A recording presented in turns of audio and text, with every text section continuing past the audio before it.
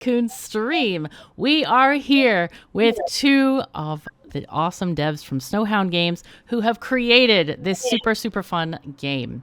So we are here with Dr. Kelt, who is on the face cam, and with Sixus, who is the creative director. Dr. Kelt is the executive producer, CEO, and general, I guess, man with a stick? I don't know. With the creative wand of making all the potions happen and all the things. I am honored to be with you two gentlemen today. I'm so excited that you're here. So everyone in the audience, feel free to ask all your questions and hopefully we can answer them. So how are you guys doing today? Hey, thanks for having us in the first place. And yes, it's an interesting experience. I haven't done it for quite a while, but yeah, well, why not? And yeah, like you said, I'm the guy with the stick, maybe with the stick and the carrot. Yeah. And unfortunately, we can't see Simo, but we definitely should be able to hear him because he is the mastermind behind this game. He's the father of this idea. So I hope that he can actually share some interesting details about it. And I'm more like the guy who look through, to make this happen. But yeah, the idea was born in Simo's mind. Wow, that's cool. So let's start a new game so people can watch me play while you tell us all of your lovely stories. So I'm already doing a YouTube series with a mountain game. So I kind of want to show people the Floodlands, and I guess plot 2 is the new one. That is correct. Okay, so let's choose plot 2, and I'm going to choose adept difficulty because even though I think I'm ready for master, I think it's going to be hard when talking because the game is kind of unforgiving in many ways. So we're just going to go at adept difficulty. This is a difficulty. It's not as novice is quite easy, but adept is a lot more difficult, I think. Okay, so let's go start this.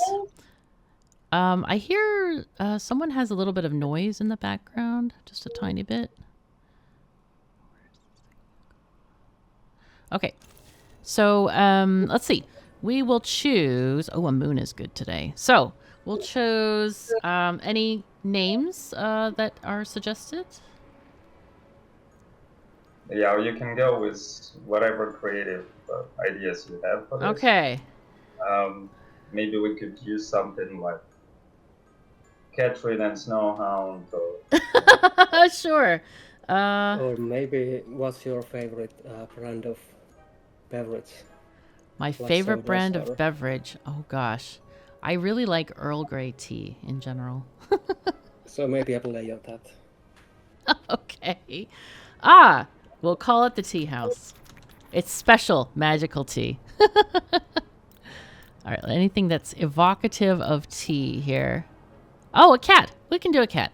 We got cat cam later if the cat deigns to sit on the chair next to me. I have a magical, of course, so witchy people need cats. Be green tea or black tea or maybe rooibos or something. Oh, I get the traditional Earl Grey is black tea, but I like rooibos actually. Yeah, there's one I can get in Stockholm that's very, very nice. Okay, we're going to switch off the magical tour. Yeah, no, we don't want you. Go away. Okay. Whoa, oh my God, there's like water. Oh, that's a big fish. I have never seen that fish. That's a very handsome fish. Dang. Okay, and there's lilies in the water. So this is a really great representation of why you can't build lower in the basement. Is that 2 floors maybe we can get down there? Gosh, this is a very big... Oh, this map goes on forever. Lord. Okay, well, that's fun. All right, we'll probably have 2 staircases, I dare say. How do I know where I am on the map? I guess scroll speed. Okay, let's do a staircase here. Let's do that, and we'll go down. Oh, this is very cool. I love this map. This is awesome already. So I'm gonna go about building the basics of the game. I don't know if you want to talk during that time, or if I should explain more. How do you feel about that? Feel about what? That you would explain it? Or Well, would you rather me talk about the game and what I'm doing, or would you rather talk about stories that you have, or take questions maybe from the audience? Anybody got any questions out there? Hey, Lunis. Oh, you're in North Carolina. I'm in Swedenland. And we have John. Hey, John. Hey, Omniferous. Hey, Mitten. And Matthias. And Jezebel. And Mike. And Nathan. And Elisha. And Mr. Deathus. And Dead Soul. And Cowhead. Anybody got questions for these awesome developers of the game? We need questions. We definitely rely on you for questions. Okay, now let's wait for something nasty.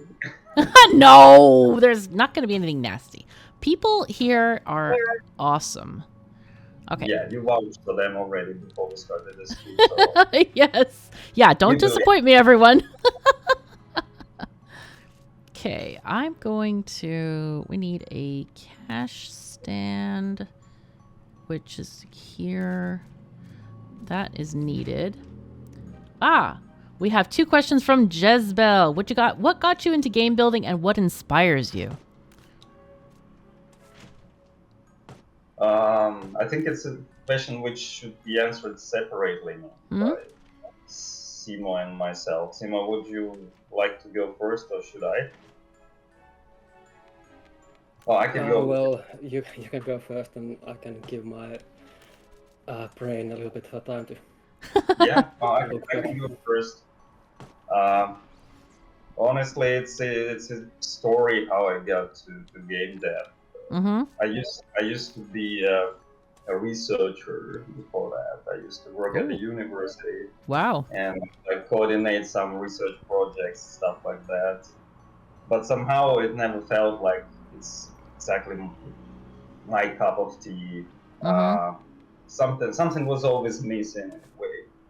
And then at some point, I just turned out that we got our planning for some project canceled, and I thought maybe it's a good moment for me to try something else.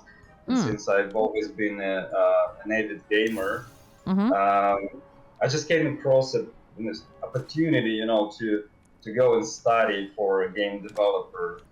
Really like short crash course, like 8 months long or something like that. And I just, it felt a little like silly at first, and I just, submitted my application or something like that. And then when I was accepted, it was a surprise. And actually, I met the core team of Snowhound. We met there at Cool. that game developers training program. And that's how it's all started for us. And our first project, it was like a student project. And when the course was almost ending, everybody was saying, "Okay, you're actually, your game is so cool. You really have to, go commercial with it." And we considered options at that point, and it felt pretty challenging at that point. And then we ended up in the situation where we had to decide whether we abandon that project or we actually establish a company and properly get that game to the players, to the storefronts. And so that's how it all started. But the course was so good, and actually the guy who was running it, he was actually very mindful about who he wanted to bring to the fold. Cool.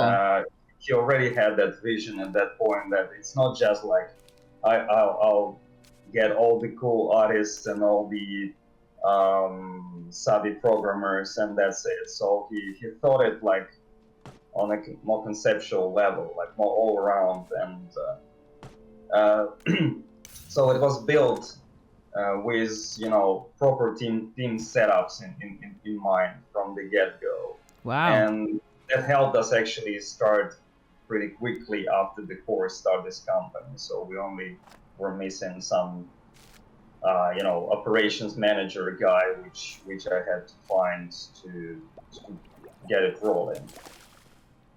Yeah, so more or less it's this kind of story, but most importantly, we shared a dream with the others, and that dream was to make some cool original games for PC and consoles, which would be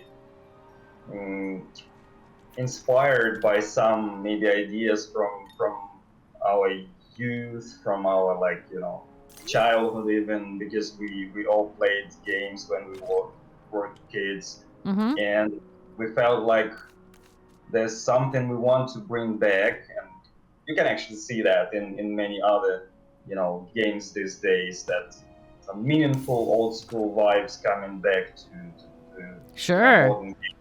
Yeah, that is awesome. That was part of this dream, and I think we've managed to live up to it, to some extent at least.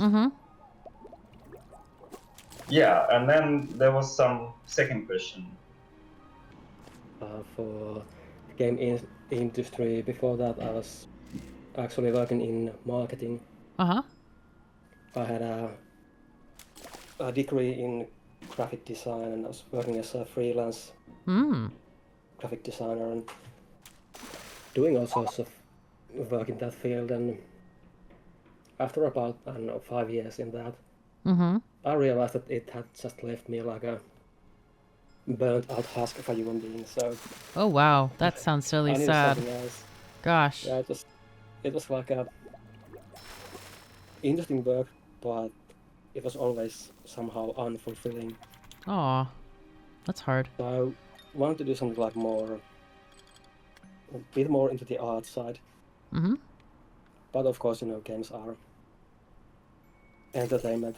Not strictly art, but yeah, that got me into the... I think they can be both, yeah. No. Okay. Oh yeah, what was the second question? That second question is really elusive. What inspires you? Yeah, that second question. Yeah. Let's see, we need... So what inspires you?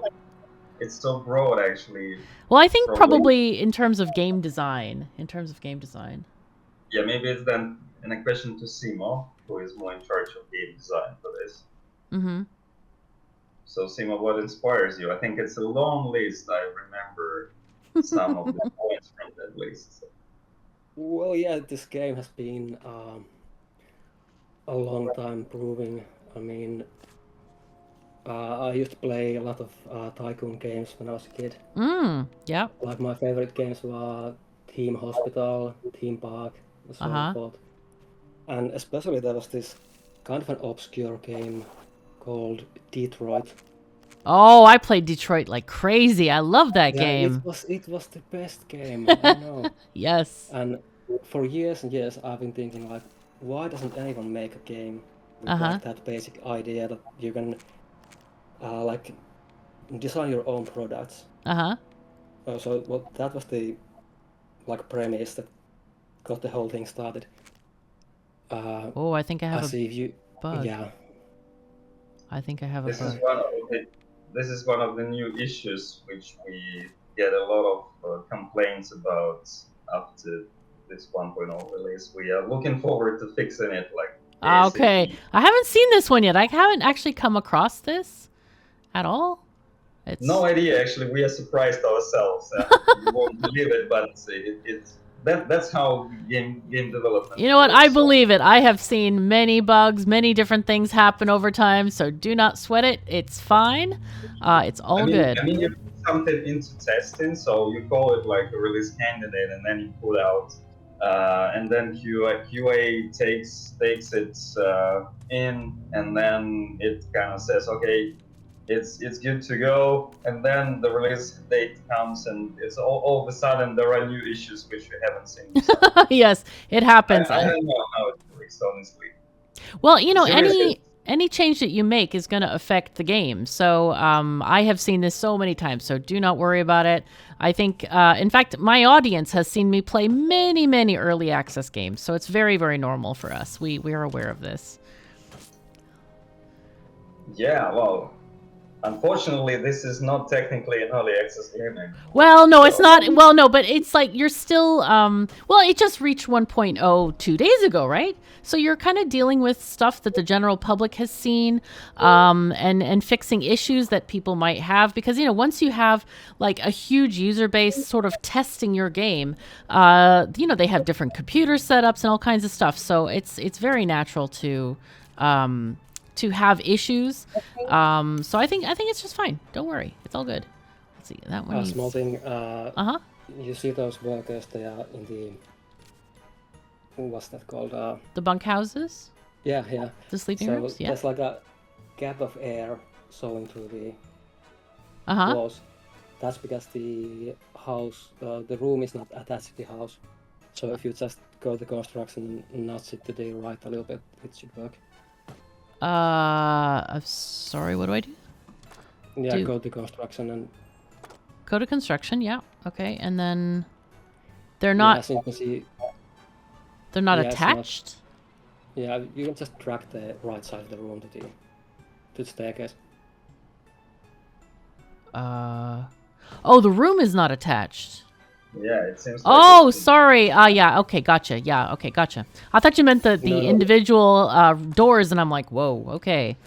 All right, let's see. We're getting these made. Good. Really tight on money here. I should have made this room maybe smaller, because I need a room for research very quickly, but we'll see if we can get this going. Right. But yeah, so I was saying, Detroit the game, for those who don't know it, which is probably the most of the people, in that game you were allowed to create your own automobiles. Oh yeah. And sort of live out that fantasy of having your own product line and all that. So that is very cool. I wanted to do a game like maybe something similar to that, but like a more modern twist to it. And for many years, I kept pitching ideas with the team, and no one else wanted to make a Tycoon game. Just no one else. Really? Wow. Yeah, and year after year, I came up with new ideas for it, and eventually I just bought them out, and they said, "Fine, we'll do your stupid Tycoon game, and we can get rid of it." And here we are. Wow. You know what? I grew up in the era of Tycoon games, and I loved them all. I played Roller Coaster Tycoon, Railroad Tycoon, Detroit, and all of them. What was that? Theme Park Tycoon. That was the not great one. And then there was the, Roller Coaster Tycoon and the wet wild water park thing. That was awesome. I have loved those games. And then we came to a period of like, I don't know, about 10 years ago where the Tycoon games started becoming casual games. And it kind of dumbed down the strategy that you have with a really good Tycoon game. So when I found Potion Tycoon, I was like, oh, is it one of those? Then I started playing, and it's like very, very deep strategy. It's very rich. It tickles the brain in all the right ways. And I really love that. I love that you brought Tycoon games back because, they were...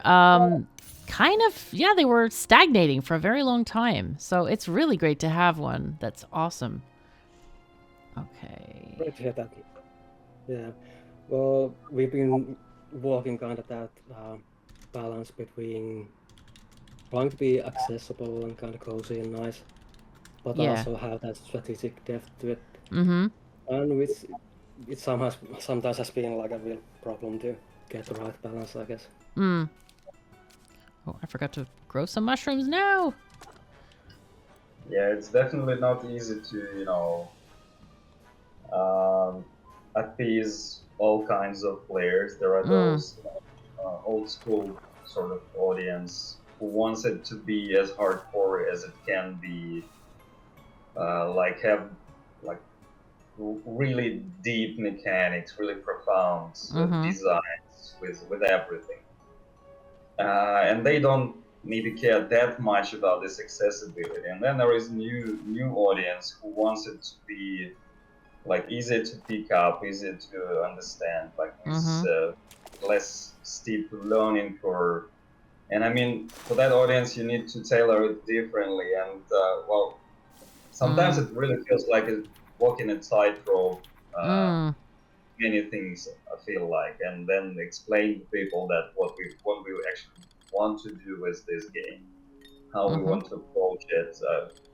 Yeah, sometimes well, I think it's difficult for Simo as the lead designer, but it's also difficult for myself when I, you know, interact with the audience. It's usually my job to go to forums, read everything, try to, you know, address things, understand what people want in the first place, all that.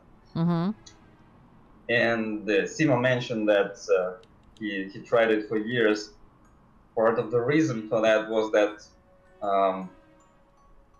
maybe except Simo, we've never felt as confident about, you know, making a game of this genre, and hence this, you know, doubts we had. Right. But he managed to convince us really to try this out at some point. Because before that we had a game which was a tactical RPG with cards. Yeah. Like you maybe can call it a deck builder. And remind people which game that was? It's called Deep Sky Derelicts. Oh, right. I don't know if I played that one. That sounds cool though. The shortest speech usually is that it's like Darkest Dungeon in space. But honestly, it's much more than that. I mean, we've got a lot more differences, you know, than just cards compared to Darkest Dungeon. But for people who don't understand, like from the top of it, what kind of game that is, but they play Darkest Dungeon, it's probably easier to understand it that way. Gotcha. Okay. Yeah, and when we came up with it, it was like an early era of deck building games. I'd say, of course, there were obvious things like Magic the Gathering, and I think Hearthstone was the big thing already by then. But especially on PC, there were not that many. I think Slay the Spire was one of the earliest, and some then became with this hybrid type of game of our own, which kind of combines some inspiration from like Darkest Dungeon and then Slay the Spire, for example. Maybe some roguelikes like Faster Than Light as well. And it felt like it still feels pretty unique, I think. Oh yeah. And now actually, cool. Deck builders are so abundant that basically I think they get released every other day or something. Yeah, they are very abundant for sure. I mean, it's a very popular genre. No wonder. And it's right now. It's. Go ahead. When we came up with this idea, when we started looking for the next idea after that game, Simo of course really wanted this one, and we've been thinking. And yeah, like he said, he eventually convinced us. It always also felt like really fresh in many respects. Of course. Just so you understand, like many people who are even watching this stream right now know of games like Potion Craft, for example. Yeah, Potion Craft is fun. It wasn't out by the time when we started working on this game. This potion theme altogether it felt like really fresh and new. Sure. And then when we were already working on it full swing, like with Dialectic, it turned out that actually there are so many other games with this theme. Potion Craft and the Potionomics, Potion Pyramids. I probably don't even remember all of them. There's some alchemist shops. Yeah, there's some I haven't even heard of. Wow. And I mean, somehow by the time we entered early access, it didn't feel that fresh anymore because Right. this ocean craft theme was so popular already. So Right. it almost felt like almost mainstream in this indie sector of the market. I don't know. Gotcha. Yeah. Yeah, that makes a lot of sense actually. But and I remember that a lot of them came out at the same time, and I think a lot of people probably thought, oh yeah, this is another copy game on the Magic theme. But you know, having been involved in the game industry for such a long time myself, I knew, you know, games take many years to develop. You can't just do this overnight because you saw something on Steam yesterday. You know, these are all in the process, and I was like, wow, this is a big coincidence that all these devs have like come up with these Magic themed games. I think in some ways it's a good thing because people are like, oh, I love this potion game. Let me do another witchy, magic-y game because that's interesting to me right now. And they kind of do themes of games. But in other ways, it's also a little bit hard to differentiate yourself in that kind of a crowd of stuff too. Okay. Yeah, absolutely. And you never know. When you start working on something, it feels like, okay, it's going to be a new thing.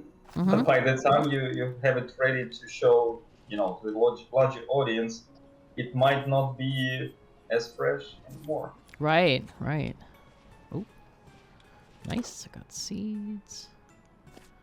Yeah, it's an interesting phenomenon how I think, you know, game studios around the world have somehow unconsciously maybe picked up the right, the same ideas.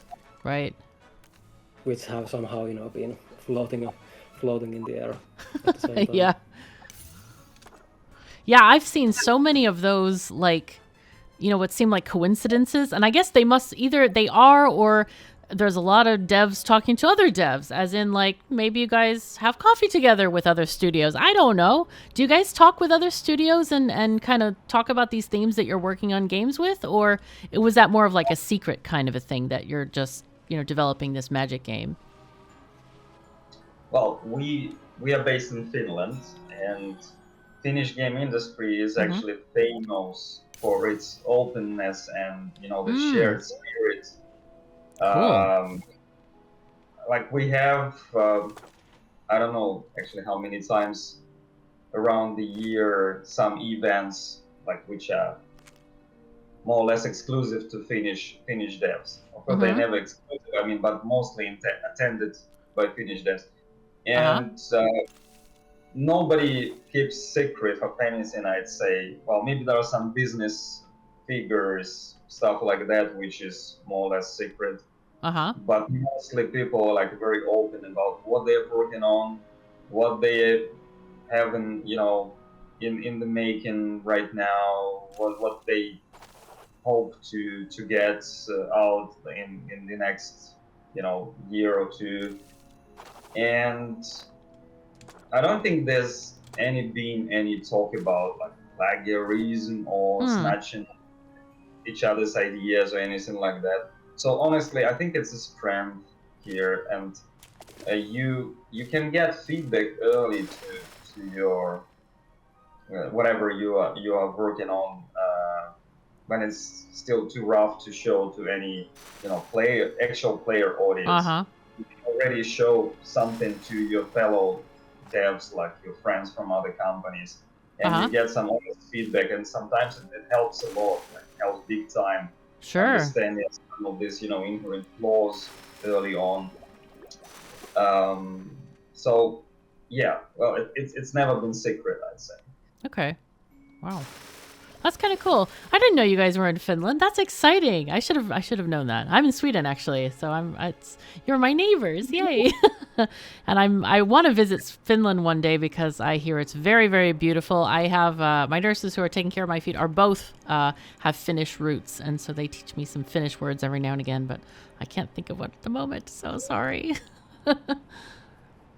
It's fine. I mean, I used to study Swedish at school. Because, you know, it's mandatory in Finland, and I think I studied 6 or 7 years. Wow, that's a long time. Remember like a few phrases anymore. Like we had Swedish at every Friday in the afternoon. So I remember only this phrase, like trevligt vekkoslut.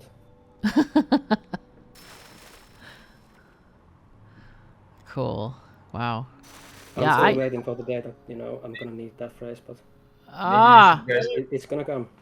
Yeah, it could come. That's the thing. Yeah, I don't speak too much Swedish yet because I just moved here from America about in November. So I'm newly Swedish, but I'm loving it here, and I love being in the North countries, and it's just a perfect place for me. So it's like kind of dream come true, but it wasn't magically happening. It was a lot of hard work to get here, but yeah, it's exciting.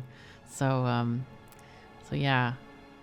Yeah, we all seem to have some interesting background. So I'm no Finnish either. For example, I'm Ukrainian, but I've lived in Finland for some almost 25 years. Wow, that's a long time. Nice. 24 years to be precise. And yeah, that's why I've never studied Swedish actually. Because for someone like me, it's never been mandatory. Yeah, and you probably don't need it on the daily basis unless you go to Sweden every day. And even then, you can use English here because people speak English in Sweden, as you probably know. So. Yeah, I don't need it. Well, maybe if we were based at the west coast of Finland, it would be more of a need. Because as far as I know, people there, it's pretty normal to hear, Swedish talk on the street in those cities. But we are based in the central part of Finland, so it's not that common here. Okay. It means that probably in every, official establishment, every clerk is actually supposed to understand it and be able to speak. But other than that, actually, people don't use it. Okay. Yeah, gotcha. in case Finnish is so difficult, in itself that. Yeah, I've heard that. I mean, I've had enough trouble studying that, so I didn't have much chance to think about Swedish. Gotcha. Okay. So we have some. Quickly answer a couple of questions. Yeah, go ahead. Yeah, go for it. So are we using an engine? Yes. The game has been built in Unity. And for the full Steam Deck compatibility, Timmy, maybe you can answer that one. I need to check it out. So to switch another window.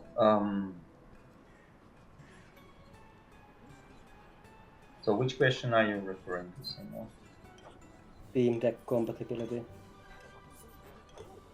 Yeah, is the Steam Deck going to be? Well, the simple answer is that, as far as I know, you can already play it using Steam Deck. I've heard it from a few players that they've had some actually good time playing it. Oh, cool. But then on the technical side of things, we don't provide currently any support, native support for that. You don't have any UI tailored for Steam Deck at the moment. And I don't want to give any promises, but there's some work going on behind the scene, which might actually bring this Steam Deck compatibility, like official compatibility, sooner than later. But cool. It's too early to announce it, so hopefully we're gonna have that properly implemented in some time. Oh, that's but awesome. You can try it. If you have Steam Deck, you can try it. So apart from this UI stuff, it seems to be working there. At least that's what I've heard.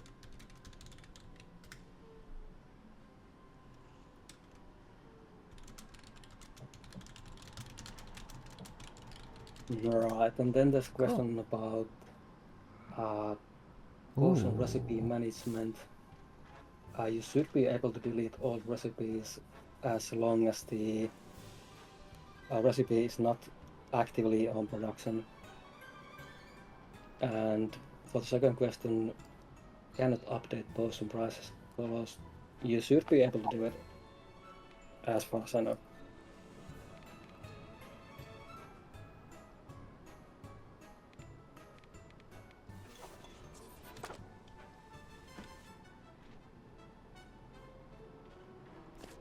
Sounds good. Yeah, I like playing some stuff on the Steam Deck. I have one. I got one like the very first year that they were advertising them, and you had to pre-order the thing like a million years in advance and stuff like that. And but I tend to use it only when I'm traveling, like on an airplane or something like that, so I don't actually get to play with it much. But it's really cool to have games have a little bit of compatibility at least, because I know a lot of people do use a Steam Deck, and I like that I don't have to buy a separate console or a separate anything to use the thing. I can just use my Steam library instead of buying games on a separate platform. So that's really, really nice. Yeah, sure. I'm not sure if Simo wanted also to mention that to be able to update those prices and colors, you need somehow to enter that design phase and rework that product and sort of update it there. So that's the way to do that. There's no like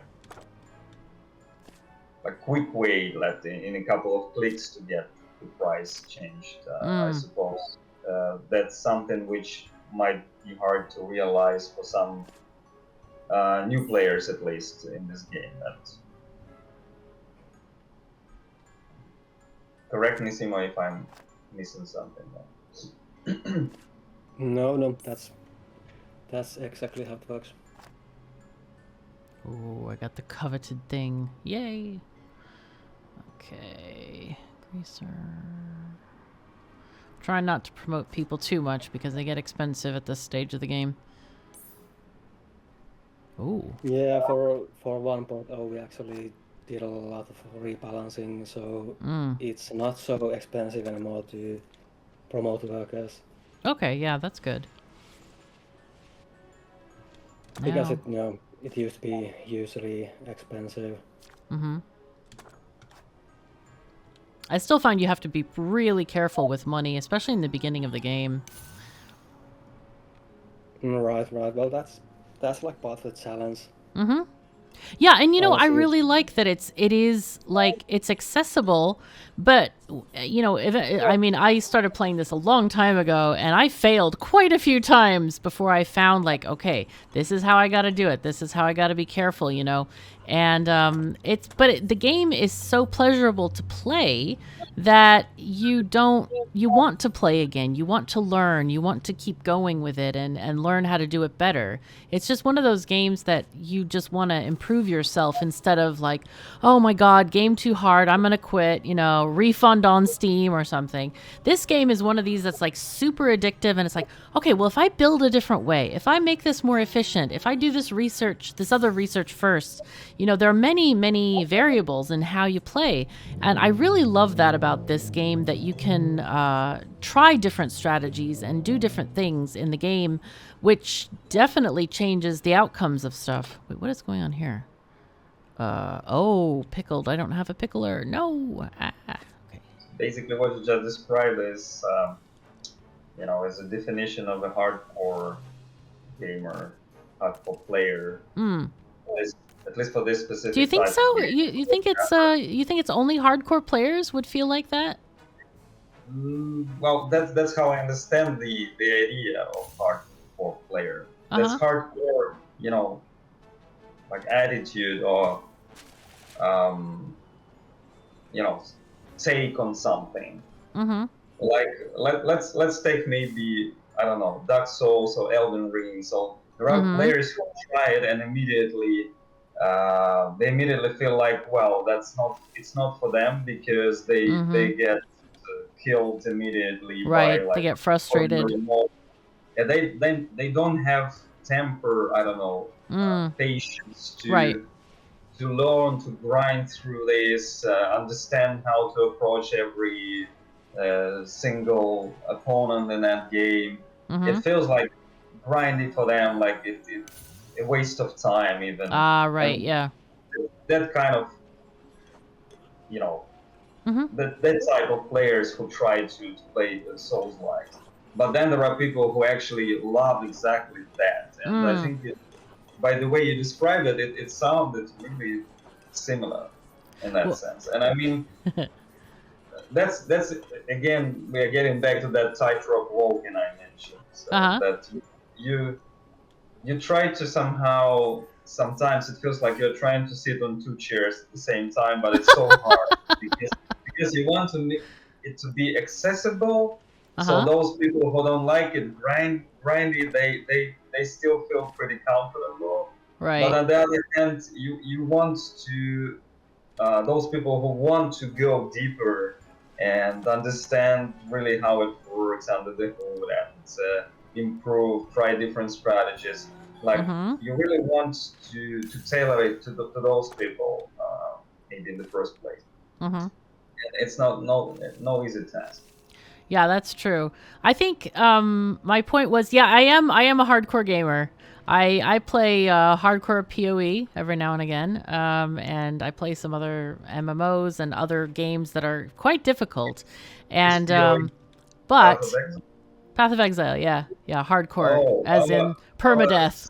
Our CTO, so the guy, lead programmer for Ocean Tycoon, he is a huge fan of Path of Exile. Oh, cool. So, but anyway, I think my point was that I am a hardcore gamer, but I feel like this game, Potion Tycoon, it doesn't have that punishing feel to it. Dark Souls, yeah, that's for real hardcore people who have to like run back every single time and get killed and run back and get killed and get run back, and you have to like learn the boss moves and all this kind of stuff.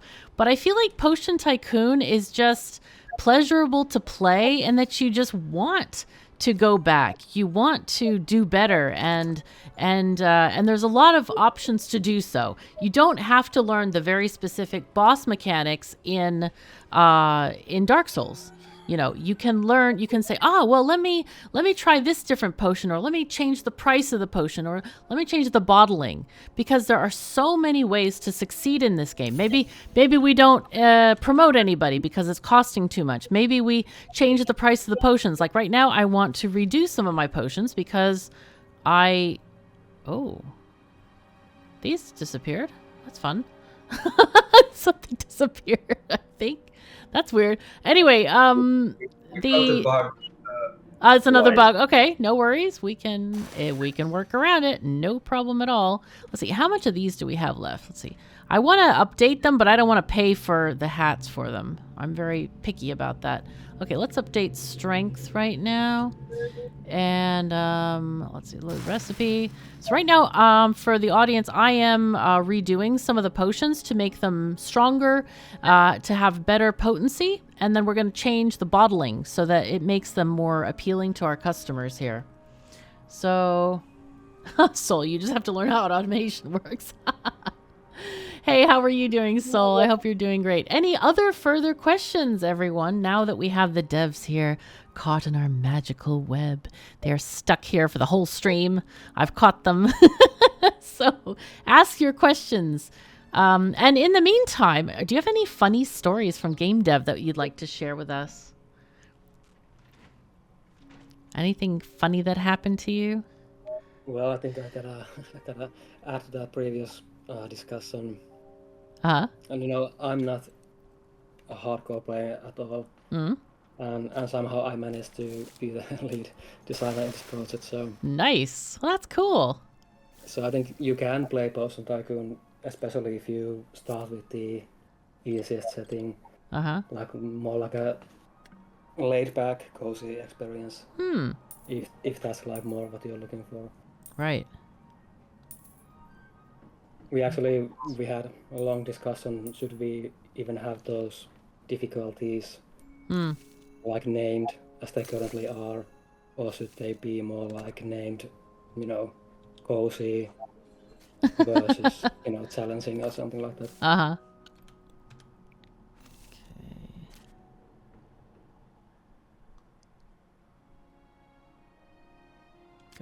Okay. Okay, let's see. We have another question from Joanna. Hello, Joanna. How are you doing? What will you be doing in the future with games? Maybe we can make a bookstore with our potions. Ah, that's interesting. Along the same kind of theme. That's interesting. Yeah, that's a good question and interesting because when we were trying to pick up the theme for the game, before it was potions, one of the ideas I was really into was a bookshop game. Uh-huh. But that was like completely shut down. Oh no, why? I don't know, apparently like books are not cool or something. Oh dear. I think it would have been great as well, like really this like esoteric occult bookstore or something. Oh yeah, that would be cool. And you could sell like little crystals on the side and bookmarks and stuff and things and yeah, reading lamps. Yeah, that would be cool. I like that idea actually. It's really neat. But yeah, if it was possible, certainly I could imagine there would be like a magic books addition to the game. But it depends on a lot of things. Right. Okay. Yeah, definitely no promises at this point. But I don't know if it qualifies as a story, but I think that we've had a separate page in Confluence with all these potential expansion DLC ideas at some point. And I feel like some of those were really crazy. This is just crazy stuff, and books is just doesn't sound like too crazy. It's not hype enough, I guess. And I think at the beginning, before this crystallized as this potion shop simulator, the original idea was more about like a shop which sells everything magical, like all kinds of gear for adventurers and RPGs. So that was even part of my pitch at some point. So have you ever fancied running a shop which sells gear to those heroes from all kinds of RPGs, fantasy RPGs, all those swords, shields, armor, plates, whatnot. And so basically, then we realized that it's too broad in a way. It would require too much content. With our current team, we wouldn't be able to pull it off. Yeah, that could be. Content is always this, sort of a problem for a small team to create enough variety, enough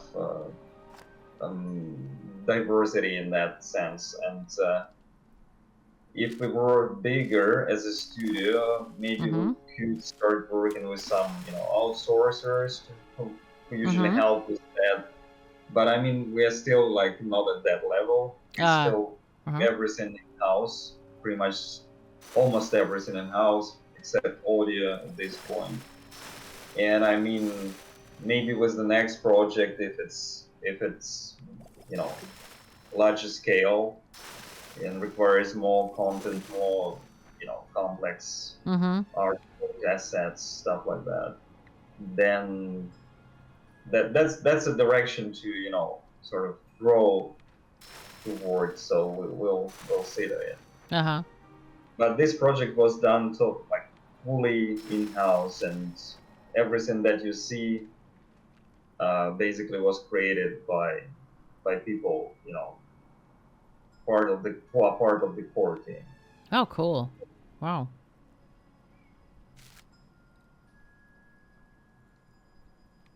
So I think at the moment we are how many? Depending on how you count. I mean the team who actually works, the dev team, is like 6 people. Maybe we had like at some point 8 at the most. But then again, depending on how you count who belongs to dev team and who belongs to the rest of the staff who helps the dev team, with some auxiliary functions. Like Sure. Sometimes I consider myself to be part of the dev team. Sometimes I don't consider myself that, because I have to focus on the outside world, like go into expos, talking to journalists, some potential business partners, all that kind of stuff. Like recently we had this Gamescom, for example, and during that period I usually can't do much to help the core team develop the game. But yeah, well, in any case, the idea is that the number is pretty low, and you can only do that much stuff with that many people. Right. So early on, like Dimi said, it was more like a broader team, a magic shop which sells all magic stuff. I actually had this idea when I had a fever, like really bad flu, a fever, and I was like half asleep, and I started seeing this like little shop. Like I could so clearly see like a magic shop, and these weird creatures coming in. Cool. And at that point, I thought we were still working on Deep Sky Deluxe at the point, and I just figured that this like some kind of a little like exercise for myself, and I started writing down some ideas for it, and eventually it just grew into a real game. Wow, that's really cool. And how we got to potions, actually, it was another one of those like lucky accidents, I suppose. It was one time my wife dragged me shopping, and we went to this like really posh store in the city center, and I was just like bored out of my mind, and we ended up on the perfume section, which I had probably never been to before, and I was just amazed by all these bottles, like all these different colors and shapes. Cool.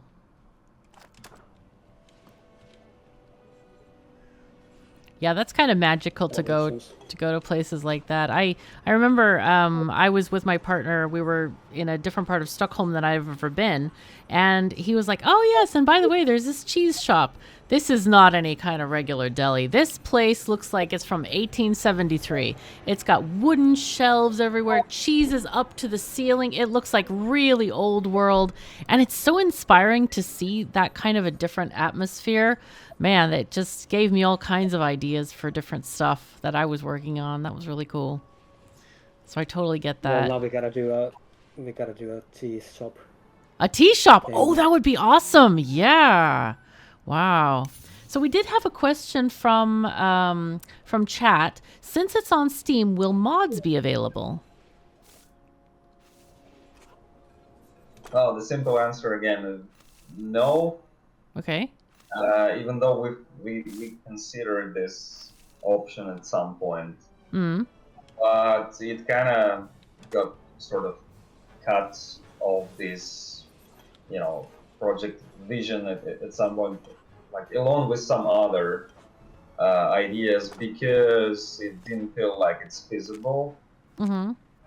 Considering the amount of effort you need to put into this mod support, and also conceptually, a game needs to be designed with mod support in mind from the ground up. Because if you want to add something like that at a later stage, usually you are gonna have hard time marrying this mod support to your core game design.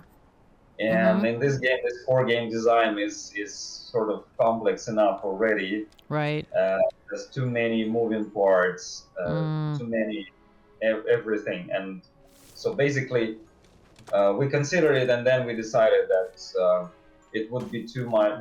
Would be too much for us to handle, and so we, forego. Right. That makes sense. Forego.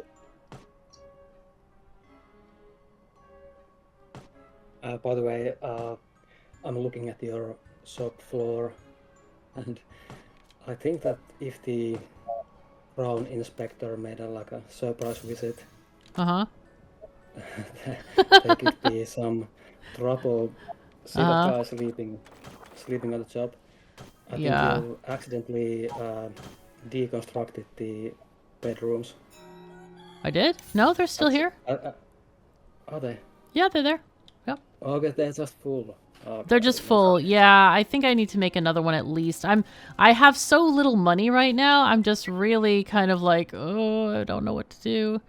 Don't worry about worker rights. You don't need to worry about it. Well, I don't want them to fall asleep on the job because I need them to work. But yeah, I have a question. I'm wondering, what is the function of the happiness and decor items? I don't see any, is there any benefit to them being happier at all? Well, if you hover over one of the workers, you should see okay, current task idle. Click on and you can see this bar. Yeah, Oh, there it is, yeah. I see. Okay, they have a fit and they get unhappy. Okay, so I did put some lights in each room, so hopefully that makes them a little bit happier.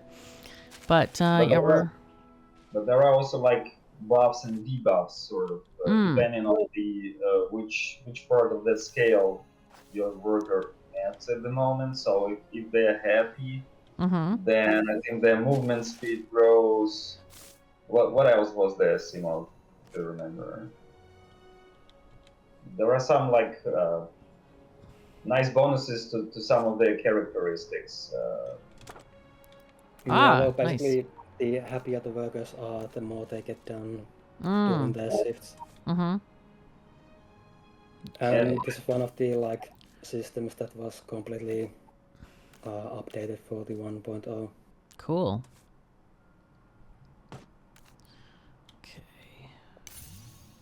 And I think it's quite lenient, so if you want to run complete slave house, I've noticed that they don't seem to get too upset about things.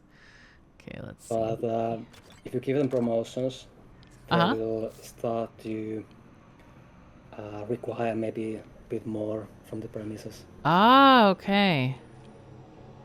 So there's this seniority factor in play. So the more senior they are, the higher their level of demand regarding their working conditions, and gotcha. that is going to affect their mood. And if the mood is bad, then basically they get sloppier, kind of get slower in whatever they do, and eventually it can lead to that fit situation. They can throw a tantrum or something like that. Okay, gotcha. All right, let's see if we can get some more stuff. This would be great. Oh, I can put a bunch of ingredients in. Yes! Wow. I love the soul mirror. That's my favorite item that you can add. Good stuff.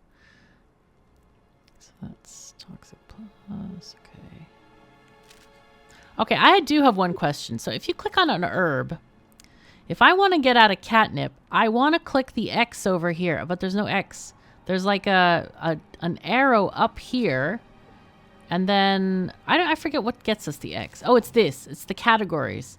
But I'd love to okay, so I'm looking at the book, and if I click on a category like bone, I have an X to clear the categories, right? But if I click on an herb, then there's no X. You have to click this thing, which is in a different area. And I think it's really convenient to have that X there. And it's I think it's a little bit kind of confusing to have this there, because it's how do I get out of this thing? I can't click any of these. These are completely disabled. I have to click this button there. You can actually also click finish. It works the same way. So I mean, to finish. Oh yeah, that to me, finish would mean put it in the pot. So I guess it's kind of a weird thing there. Anyway, just thought I'd mention that, because I found that in my playthrough, and I'm like, this is a little bit interesting. just different. Okay, let's see. I want to get some. In any case, that X is like it only appears when you have some filter options. Yeah. On, and you want to clear them off. Then basically you have that. Okay. But yeah, I can see your point. It's about like UI consistency. Right. Yeah. Because I mean, effectively, a specific plant is a filter as well. It's not a category, but it is a specific item then. So. But anyway, I just thought I'd mention that. Okay, let's see. Exorcism. So what I'm doing now for everyone who's watching, I am updating my potions so that we can sell them for more money. That's a huge, huge step that you need to do in the game to keep making money and make your potions profitable. Oh, okay. Sure. Oh, no effect to failing this quest. Hello, person. What do we got? What is our best potency or grade? 2.6, 3, 1.6, and 1.6. Do we have anything better in our list here? Grade 3, 2.9, 3, 2.6. Okay, I'll send a 3.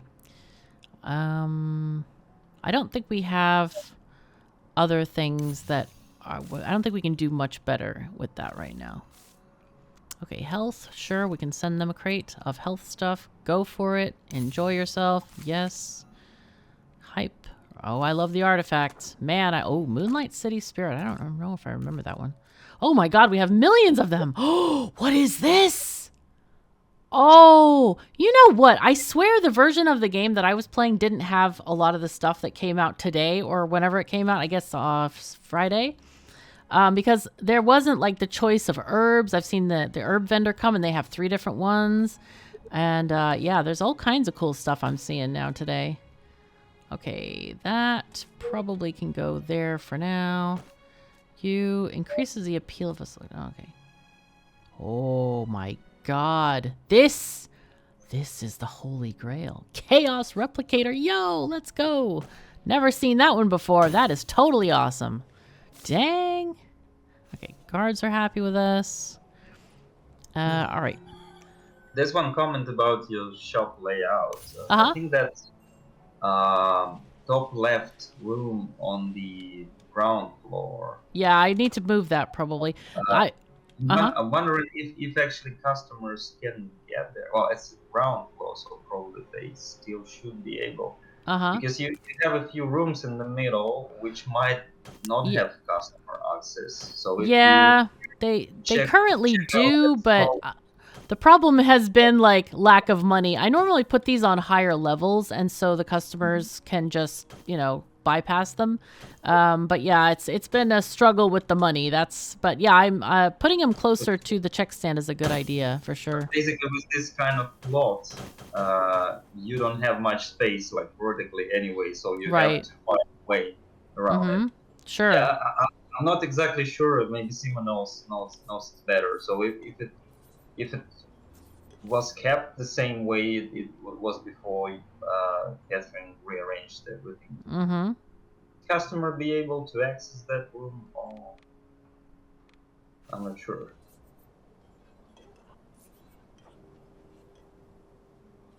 In any case, I'm not entirely sure. At the moment, we can clearly see that they now go in there. Yeah. But before that, I don't think I've seen a single customer visiting there. So maybe there was a problem somehow. Okay. Maybe I'm wrong. Okay, let's see. Did I? Oh, I got a new thing, didn't I? I got a new plant. Let me see what this gives us. Seeds. What do we got? Dead Man's Finger. That is a heck of a name. But I know a lot of these are all of them completely what would you call it? Like authentic or like real life items? Or did you make but not all of them. Okay. Cool. At some point we just ran out of real world. You ran out of them. Okay. That's fair. Some of them are definitely fictitious, and myself, I was tricked into believing that those names actually exist somewhere. In nature. Well, I have heard of some of them. Definitely catnip is a thing, and some of the other mushrooms and stuff. Yeah.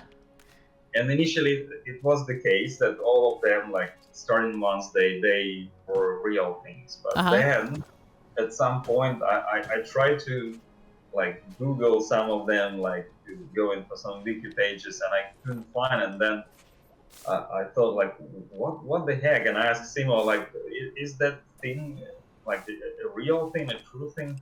And it turned out that actually by then he already ran out of those. Oh no! Actual herbs and mushrooms and whatnot. So yeah, he switched to some fictitious concepts. So which I think is a good idea. After all, this game is like about magic, and magic is supposedly not a real thing. So well, yeah, I mean, initially I was really going hardcore and studying the ingredients and looking at like different folklore explanations at what do some of these herbs supposedly do. But it turned out to be like an nightmare to try to get some sense into it, because like every different country has different folklore beliefs around the herbs. And you might have like one herb that is perfectly good, like does good things to you in one country, but then on a different like lore in a different country, it's like the worst thing ever. Don't touch it. Wow, how interesting. That's quite... Oh my god, magic moss is magic! Wow, it is magic. Look at that. Love it. Well, you can throw it to just about any person. I suppose we should say thank you and good night to Jezebel. Oh yes, thank you very much. Thank you for joining us. Hopefully you enjoyed it. Yeah, it's late in Aussie land, so we're really glad that you came. Thank you so much for being here. Okay. And there is a question about how can one get more plants or herbs? So you can... Basically, oh, sorry. Seeds for that. Yeah, well, that's fine. And whoever can answer that, right? So you need more seeds, and those seeds can be bought from the seed merchant. When she... Is it she? I don't remember. Turns up once in a while at your shop. And then the other way is actually get those seeds as rewards for completing some VIP requests and completing goals. Maybe Catherine could show where to check those goals in the game. Yeah, sure. So where are they? Have that separate page called goals. Is it this one? No. Goals. There it is. Yeah. Okay, yeah. So yeah. That's somehow... This is your blueprint for your shop growth. You can choose actually one of the paths and focus on... It kind of gives you a way to specialize in one way or another, like around a specific market segment, like sorcery or health or provisions. But at the same time, while you like work through those goals, you get rewards which help you in different ways. Sometimes it's money, sometimes it's Tycoon points, or as Catherine calls them, hats. Sorry. Yeah, and sometimes those are actually some other things like seeds, which you can then cultivate at your shop and grow ingredients that way. Some I don't remember. There probably should be some other things. Simo can add to that if he wants. So I suppose that should answer the question. Yeah, I think that covers. Joanna is suggesting, can we have a time where we can sell plants too? That might be an interesting idea to have, like, you could have these cultivation things and maybe you could put them in little pots and sell them on the side for other aspiring alchemists or something, maybe a DLC sort of content thing, or maybe you sell like crystals or books. You can maybe add a whole bunch of stuff to this game. Do you have any plans for DLC? Well, not at the moment. We don't have anything definite. I wouldn't exclude any, possibility of having a DLC later on. Mm-hmm. But at the moment, we've been focused on this 1.0 release. Mm-hmm. And also there are other things going on for us, in parallel. I mean, Mm-hmm. for our studio. And I think depending on how things go after the release, we might consider something together with Daedalic, regarding potential DLCs. Mm-hmm. But at the moment, I don't have any, anything clear to say about it. So we'll see. We'll see. Cool.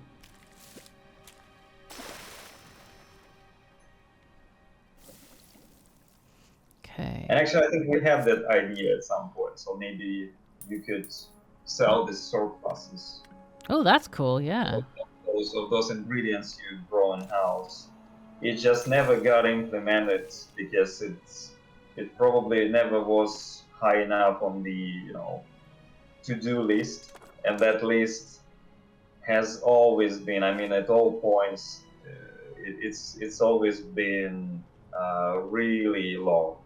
Mm-hmm. And we had to prioritize what we feel like works better for the core gameplay, for the sake of making it deeper and more interesting. Mm-hmm. So I think I remember that idea, but it never got in the actual development. So.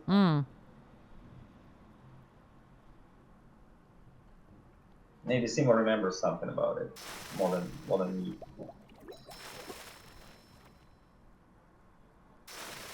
Oh well, I don't know. As I remember it, our designer was trying to talk me into it, and I was always like, nah, and then we just kind of forgot about it. Mm-hmm.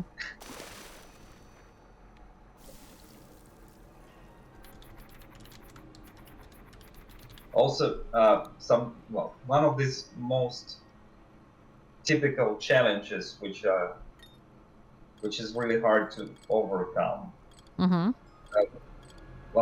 I mean, when you consider adding something extra to this game, as this game, its core is so sort of systemic and interconnected, and all this individual mechanics, they somehow hinge on one another so much that actually when you introduce something new, a new feature, you should always really carefully look into where its addition would sort of impact which other areas of this shop management. And sometimes it just doesn't feel like it's worth adding because you add something which feels small by its impact on the user experience, on the player experience. But it actually entails so much impact on how other systems need to be sort of adjusted and rebalanced to just allow for that small feature to be added. Right. That's one of the most typical red lights when we were considering if we want to add something or not.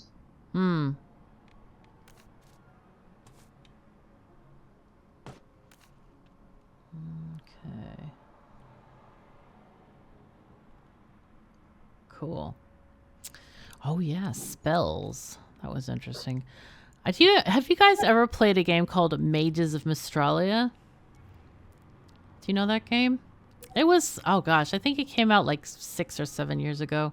It was a really cool game because it was like, I don't know like like an adventure game. It was a 3D game where you were a little witch and you ran around and you kind of discovered spells and then you could put them together to make new spells. And so it was very much like you can choose to have a firebolt, and then maybe you had a 5 split. So you'd add a 5 split and then the firebolt at the end of it. So you'd have 5 firebolts. And so you could like chain these different effects together and make different kinds of spells. That's kind of an interesting take on the magic genre, I think. I don't know if that could be a thing, an idea for like Joanna just suggested about research your own plants or spells. So that's kind of an interesting idea. Kind of brought that to mind. Oh, this one. Okay. Somehow reminded me of Magicka. Yeah, a little bit like Magicka. Though I have to say I can't play Magicka because trying to remember all of those key combinations drives me crazy. My brain just doesn't work that way, unfortunately. So I can't play Magicka, but I know a lot of people who enjoy it. It's a fun game. Right, people? Yeah. Like Magic Moss. It might not be for everyone because I think that cooperative aspect of it as well. Yeah, of course. Not all players are like cooperative players or multiplayers. Right.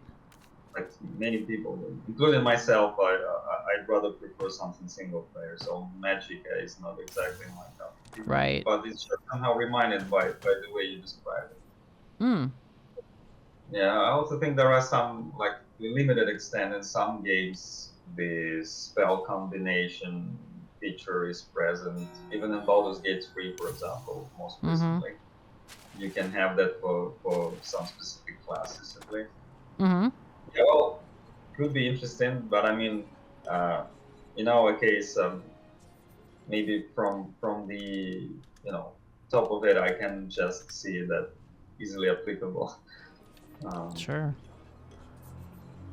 I was wondering actually if you are not a fan of any room customization. We could maybe change some wallpapers. We can?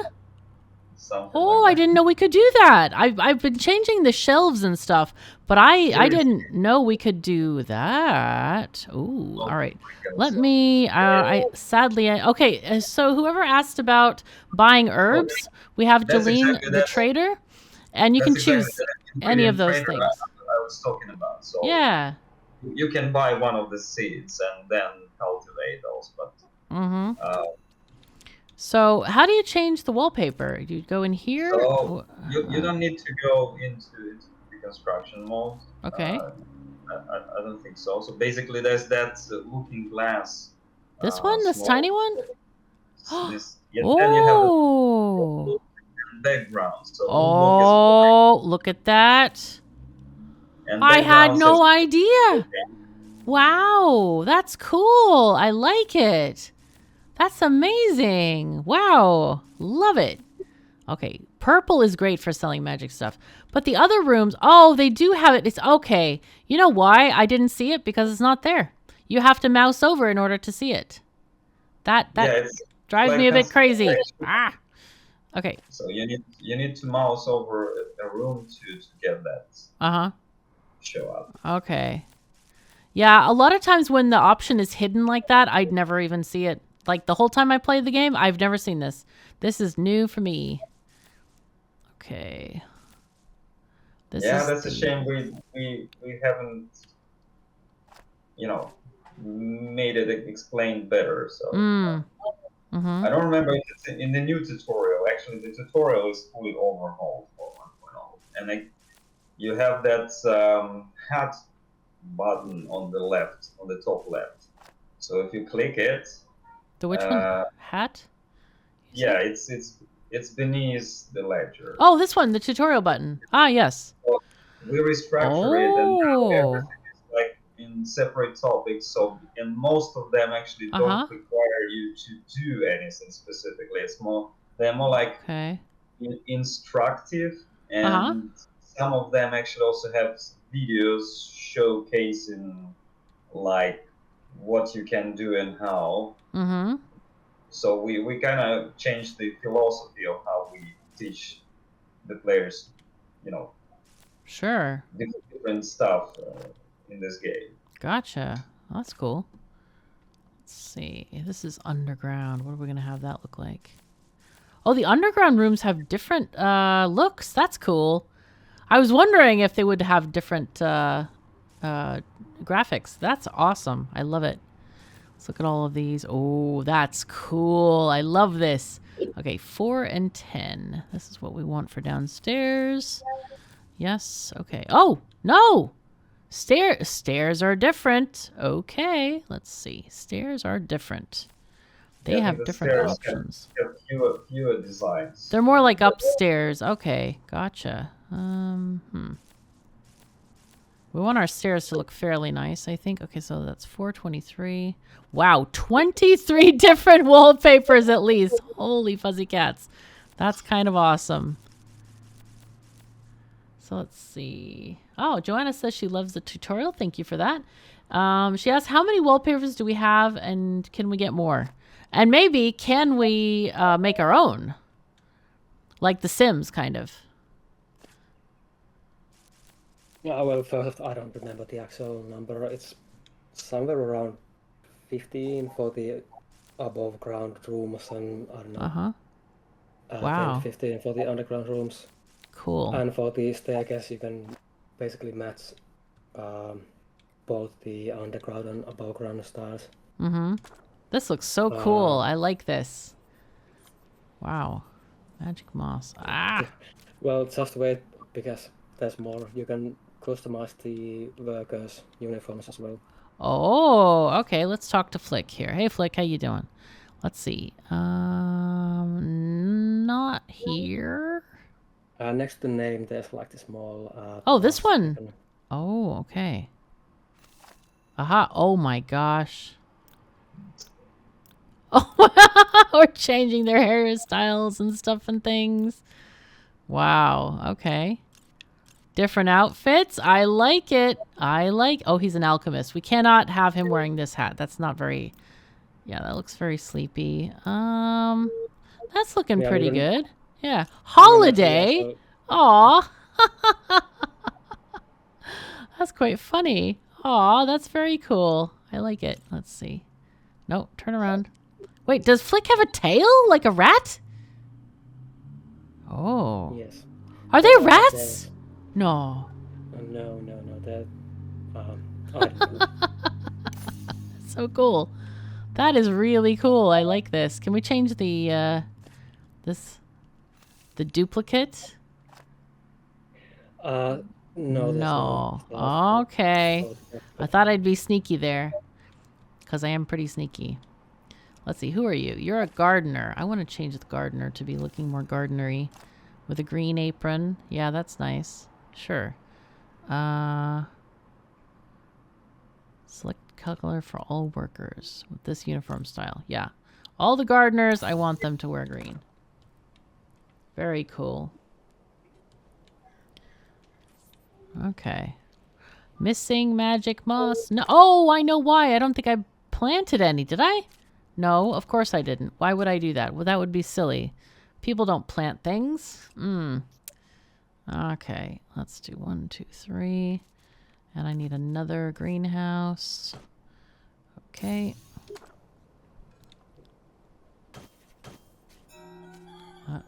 Oh, we're selling stuff. We're selling some stuff at least.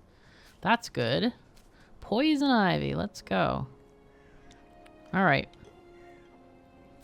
There we go. Okay. Send me some potions and the moles are no more. I don't think we have anything that target grade 5. Sorry. Sad times. But we can't. We apologize for the inconvenience, people. Yeah. And then did we... So monster repellent. Let me check how many potions we have. You know, one thing I would really like to see, is there a way to see if a potion like has a space on a shelf, or if there are ones missing a shelf?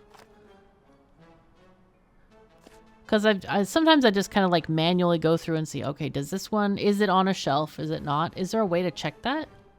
2, 3, 4, 5, 6, 7. Okay, I have 7 shelves and 7 potions. We're good. All right. No, I think there isn't like a quick way to look at. Okay. And the other thing I wanted I would love to see in the game is when you go to this recipe thing, this is super useful. However, I want to see, oh, there are check marks now?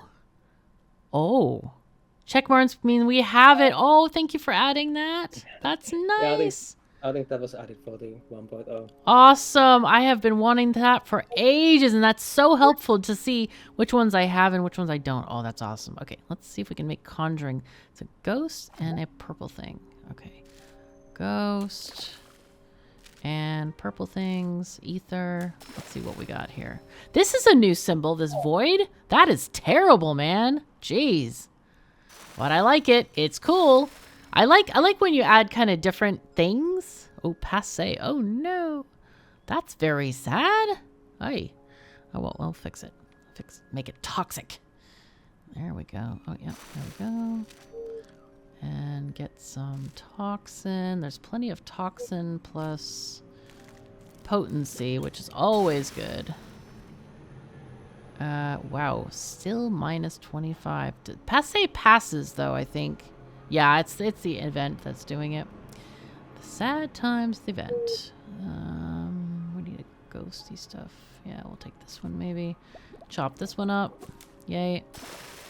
And we can add another one. Wait, that's enough toxic, though. We don't need more toxic. We just need magic stuff. Magic moss. This is the first time I've seen magic moss. I think this must have been added in 1.0, right? Yeah. That's too cool. Yeah. Okay, icky. Something to consider when you're making the potions and the recipes is that, the more ingredients and processes you have, the slower the production is going to be. Of course, so yeah. There's that kind of a balancing act. Yeah, exactly. I try to keep that really less processing like these. If I wanted it to be pure or whatever, I could just do the stimulant, but I'm like, no, I'm not going to chop it in half. I'm just going to take what we got, and these cancel each other out anyway, so it doesn't really matter. And same thing with like this one. If it doesn't really matter, I try not to do any processing, but I'm looking to make higher potency potions to maybe attract more people and get the sales price a bit higher if we can. Problem is that your base appeal is just 5%, so nobody, not nobody, but you're not gonna see a lot of sales. Well, not right now because of the event, but later after the event is over, I'm sure this one will be okay because it's a minus 25% penalty. So this should be having an appeal of 25%, I believe. Yeah, that's right. So it'll happen later. I'm patient to wait for it. I just wanted to fill out that category and finish that category. So there we go.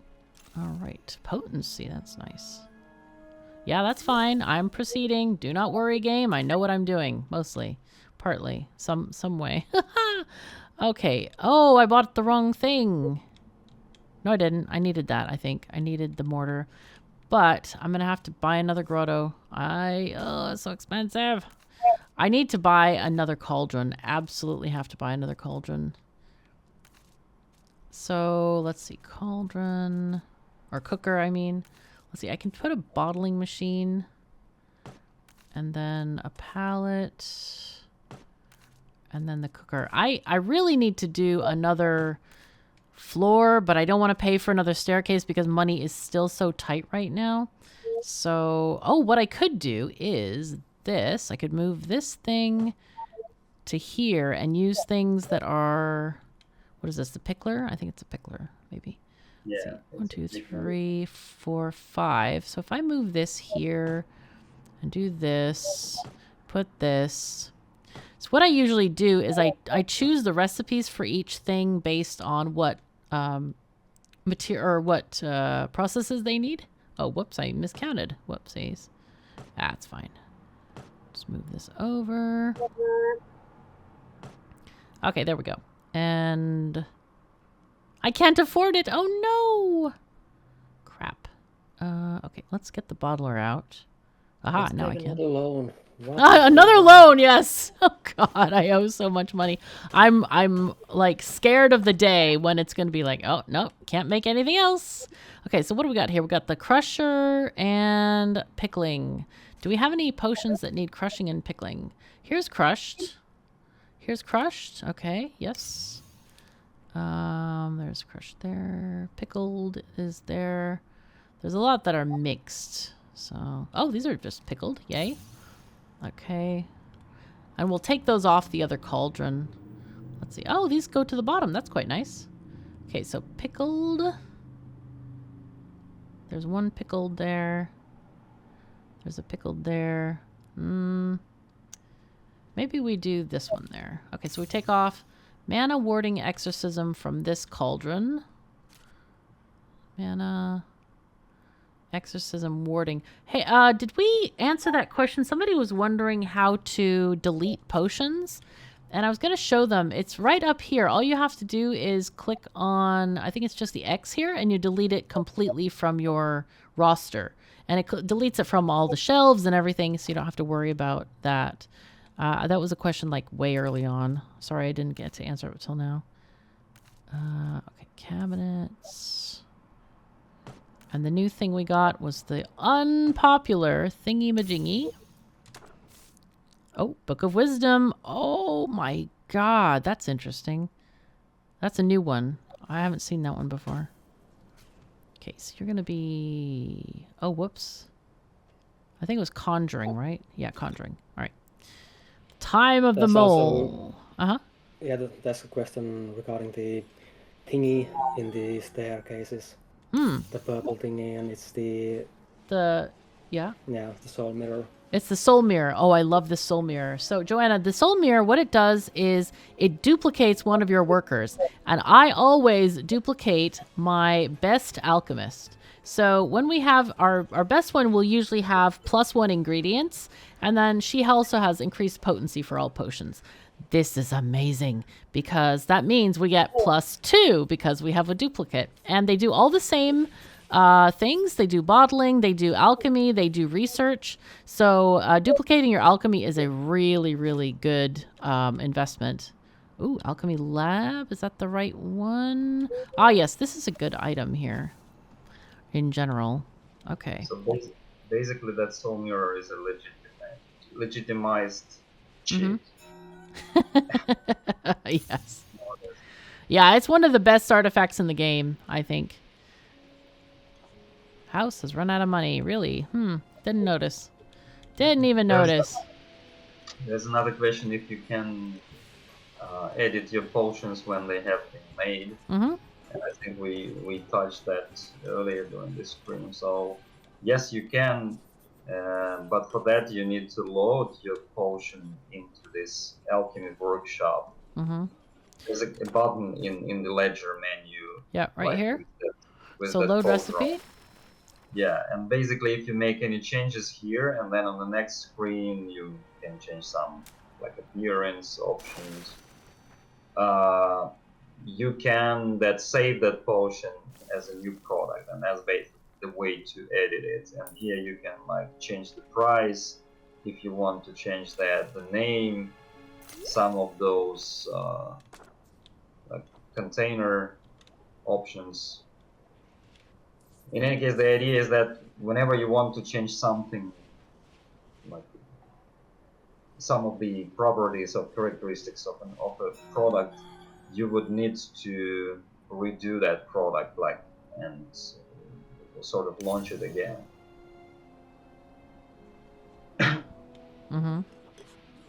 So, I think someone asked earlier, is there an easy way to change the price? Like, if you change the price only, does it cost hats and stuff? I don't remember. Do you remember, Simo? You know what? Let me try. I should find this out for myself. This is a very silly question for me to ask. Sorry about that. Okay, if we go here and we change to this. Okay, well, I don't care. Yeah, it does change the hats. That's interesting. I wonder why it costs hats to change just the price. Literally just the price. I'm sorry. Well, it actually is kind of a way to prevent kind of a loophole, because you could like make the potion and then you could change the price to make it quote unquote better, more appealing, and basically you could use it to kind of cheat the system. Yeah, but if you change the price to make it lower to make it more appealing, then you have to sell it at that price still. So it's not really cheating, is it? Yeah, well, I suppose so, yeah. I think the system that checks whether you need to upgrade it or just, Okay. For example, if you just want to change the color of the bottle, you should be able to do it without using the hats. Really? Because I feel like the packaging is the thing that you'd have to pay for. As in, like, if I had, like, in real life, a whole bunch of, I don't know, hand cream, right? And it's packaged in these white little jars. And if I wanted to change the packaging of that hand cream, I mean, it's not going to be sanitary, but let's just for the sake of whatever. If I wanted to, spoon out that hand cream and change the packaging into like yellow boxes or yellow bottles, that would actually cost me money to buy all those new yellow boxes and stuff like that to put this cream into. And there's also like the labor or whatever. So to me, like the packaging, I can justify hats to pay for that. But the price thing is as simple as changing like the number on the shelf. So that's what I feel like might not need to cost hats. Just from my own perspective, of course. Oh, we're making money. Oh yeah, my God. I can see your point there.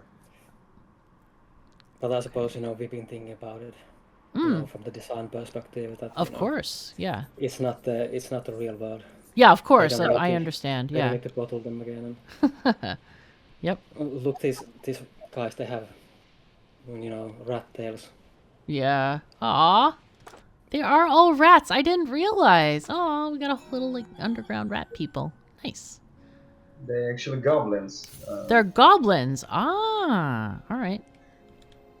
Are they, because, well, I've been thinking all along that they're goblins. Okay. They could be, yeah, for sure. Let's see. Well, they have many names. Yeah.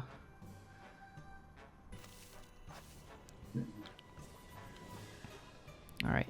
My next goal is to kind of build upward and move this room above. Or maybe I just move these offices and sleep quarters above. That's another thing I could do. What about getting some elves? Okay. Oh, Joanna, hats are the fame points, Tycoon points right here. I just call them hats because they look like hats. Sometimes I'm very simple, like Factorio. Electronic circuits, I call them green circuits. Advanced circuits, I call them red circuits. And processing units, I call them blue circuits because they are. They're just a color and a shape, So I'm terrible about that though. But it's funny sometimes. Let's see. Okay. This is working really well to have another cauldron set up because I think they're able to do more potions. So we're starting to actually make money. This is good. We're not taking any more loans. Hooray! Oh my gosh, we've paid down. Oh no, that's just, whoa, we haven't paid anything down. No, it's fine. Is this a game that you pay off the loan as you go? Or you just have to pay it in full for each one? Yeah, you keep paying it like daily installments every day. Okay. But if you want to and if you have the money, you can pay it back. Okay. Like immediately. Does it keep generating interest as you are working on it? It ends up costing the same regardless of when you pay it back. Okay. That's good to know. Let's see. Let's put this thing here. This over there. Sleep rooms over there. And how much is it going to cost me? 86 cents. Also, I have to say, I love the currency being cents. It's hilarious. It's cute. It's very like 1893. I like that cents have a value, because I mean, nowadays we look at dollars or euros or something and it's like, individual cents don't even matter anymore. So I love that the currency is just like, okay, this thing is 10 cents and this thing is 5 cents or whatever. It actually has a meaning again, and it's kind of cute. I like it. It's awesome. I honestly don't want to spoil it like for you, because maybe let it be cents. Isn't it cents? It's a symbol for cents, right? Or is it something else? What are we calling it? It is. It's not euros. No. I remember, when I was thinking about that whole currency thing. And I realized that there's this like the symbol for cent. Yeah. And the cents are used both in euros and dollars. Mm-hmm.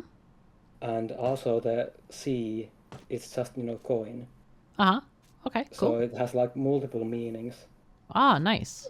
And I also think that the cents sounds really like somehow fitting for the Goblin world. Sure. And when I thought about this and I figured it out, it was just 15 minutes, but it felt like a day's work done right there. Right. Cool. Maybe a week's work. Mm-hmm. Okay, now we're getting a proper place. I'm liking our place now. This is getting better. Oh, whoops. Oh, this is how, yeah. Mm-hmm. Yeah, it's going really smoothly. I think you're getting good at this. Oh, yes. I try to be super, super careful because it is so easy to fail. It really is very easy to fail. So I'm trying to be quite cautious in general. And it's going pretty well, though. I think with these updates of the potions, things got better. Okay, that sounds great, but I can't afford it. Sorry, dude. You come back later. With the workers, you don't have to do it if you don't want to, but if you want to get like deeper into the management, you can assign roles or areas to the workers. Okay.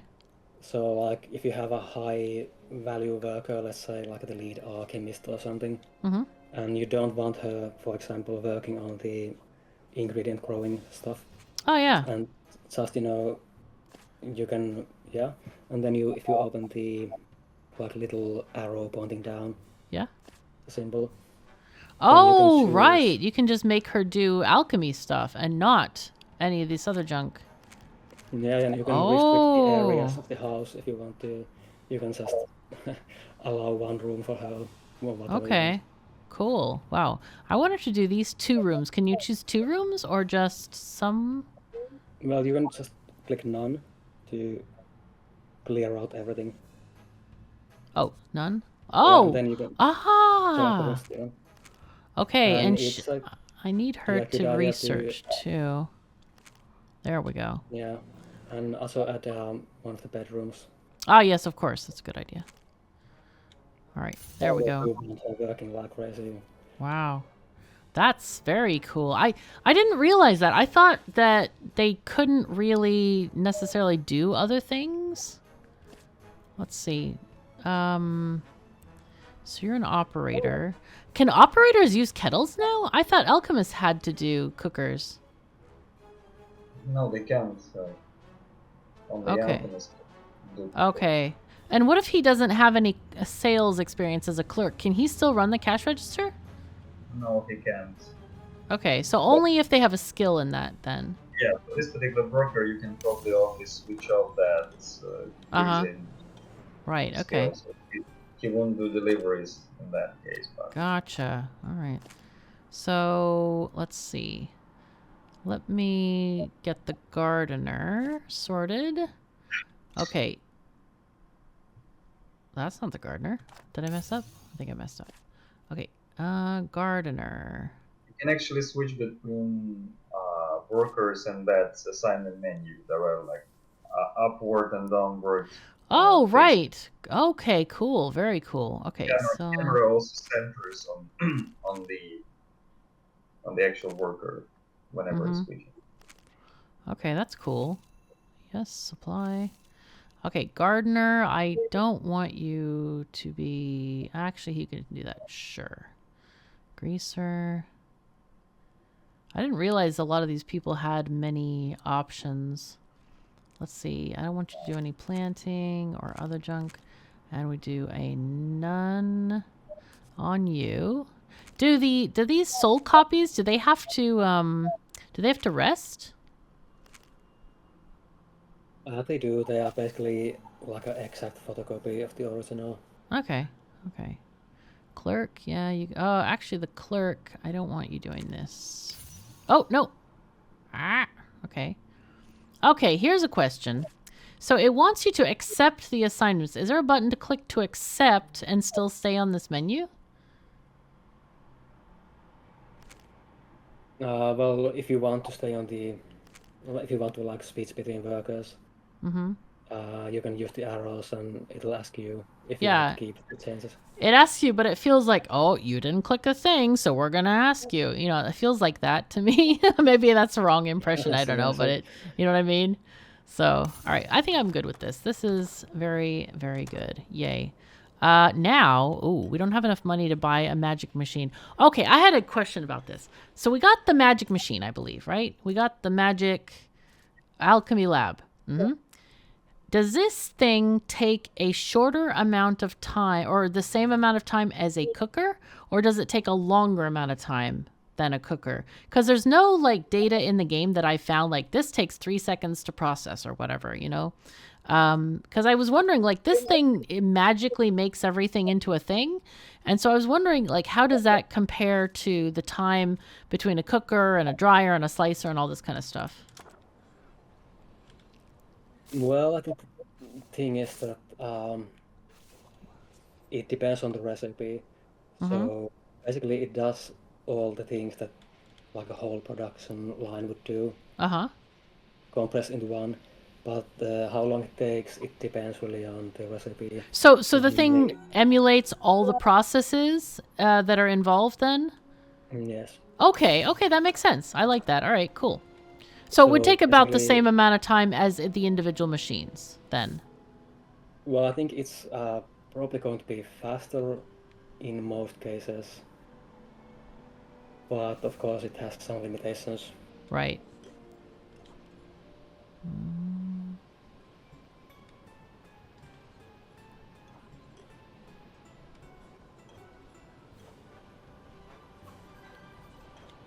Okay, that's kind of interesting. Yeah, I found it really an interesting thing, and I think it's very useful. And I'm going to switch some of my potions to that as soon as I can afford to buy one. I've run into trouble with the banker recently. Let's see, can we buy any of this? We have none of this. Oh, Elven Saddle is good stuff. Nightshade. I would love to accept... No, but we can't. We can't really afford this. Gotta be frugal. As much as I love the seeds, we gotta be frugal with this stuff. Let's see. Do I have any artifacts that can help us? Let's see. We have this one. Appeal of a particular potion. Let's see. Is that conjuring one or whatever it was still on the forbidden list? Let's see. Passe. Yes, it is. Okay, so conjuring. Yo. Let's try to fix that. All right, nighttime. Not a lot of people are shopping at night. I was surprised by that because, like, we should have vampires and stuff coming over, shouldn't we? You know, like sales all night. Let's go. Right, well, at some point we were thinking about that whole vampire scene. But then when we tried it out, it didn't have that feeling that there's night and day. Okay. There's just customers all the time. So, okay. When the customers come, only at day, it gives you like a little bit of resting space in the night. Or scary space that people are not buying stuff enough.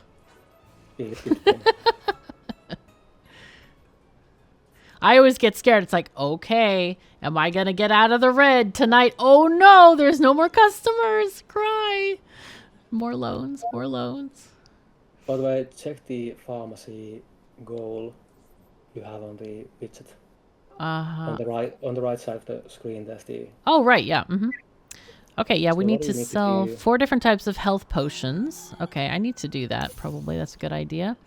Well, you don't have to, but it could be you could maybe get more customers there. Yeah, we definitely need more customers. Let's see. Okay, so what do we got? Depends on what way you want to go with the goals. I want to go everywhere. Okay, so we have strength, we have speech.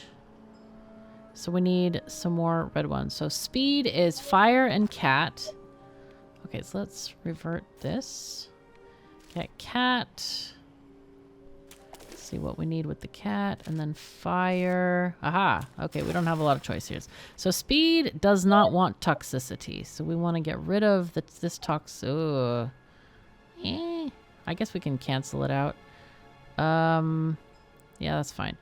Let's see what else we need. We need probably the magic stuff. This magic thing is awesome, man. The magic moss.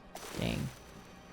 You know what? Maybe we make this for the mass production, perhaps. Shove it in one of those thingies. Actually, this can just be shoved into a cauldron. This is quite an easy potion to make right now.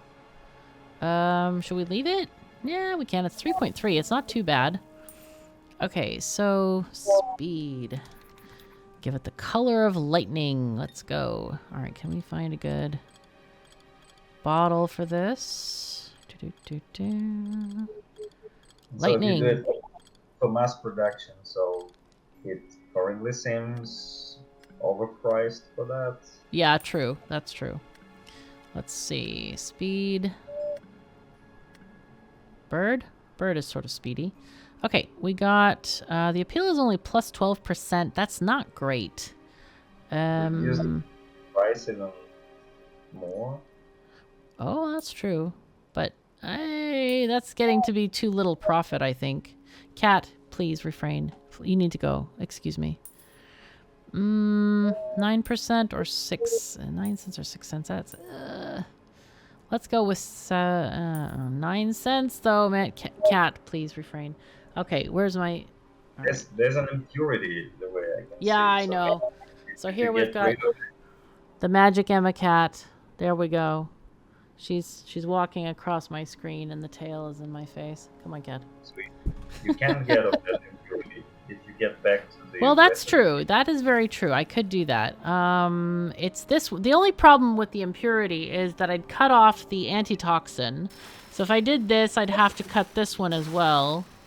To be... What about this one? I believe there should be other processing options which maybe allow you to transform that impurity into something else without cutting. I don't think... I haven't researched them yet. Not yet.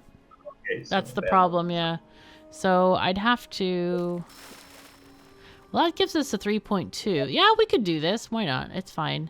And the appeal is much higher now, too. So I think that's better. Yeah. Okay, cool. Let's make it speed. We are making the speed potion. Let's get a place to store it. Oopsies. Okay, good. And where are we going to make this thing? Are we making it here? Pickled and dried. Pickled, that's fine. Yeah, we got a pickler over there. And let's pick this one. Speed, speed, speed. Good. Okay. You have a couple of empty cabinets, so maybe you didn't even need to build. No. They are full. This one is conjuring and this one is monster repellent. For whatever reason, they haven't been produced. So let's see. Where is monster repellent? Do we have them somewhere? Oh, they're not being produced. Oh no, this is bad. Okay, so we need monster repellent and conjuring. So let's see. Choose potion, conjuring. Okay. And then let's see if we can put monster repellent in here. What does this need? Does this need anything? Oh, it's just plain bring it over here. Okay, cool. Can take it. All right, so yeah, that's been a problem. We haven't produced these potions. Dang it. Guess I forgot to add them to my list. Or maybe they got lost when we reshuffled the rooms and stuff. All right, let's see. In any case, you're waiting. You're working your way through this pharmacy goal. It now has 3 Oh yeah. Oh yeah. We just need one more, I think. Let me add... I need to add a couple more sleeping rooms, I think. Now, the armchair, is that just like a resting thingy? Do they actually just rest there? Oh, can't. No, not enough money. Hey. Yeah, they rest there and it improves the room quality for the bedrooms. Alright, we just need one more potion. But we don't have enough room in this room. No! I'd have to build another room. Oh no. Or get rid of the Wheel of Fortune. That's another option too. Let's see. Okay, we have some money. This is good. Good. Alright, alright, let's look at our last health potion that we need. Let's see. Vitality is fire and dragon. So, okay, these are the dragony ones. Let's choose the one without impurities.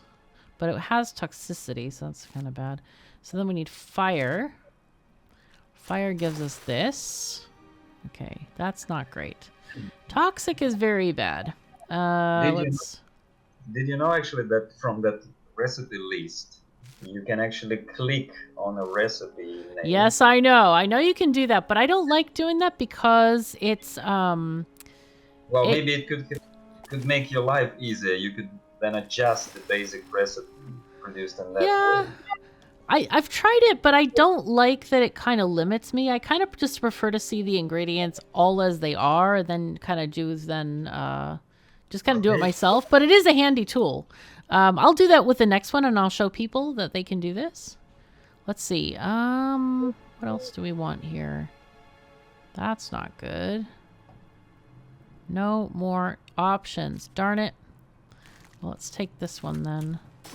Okay, no more toxicity and vitality. There we go.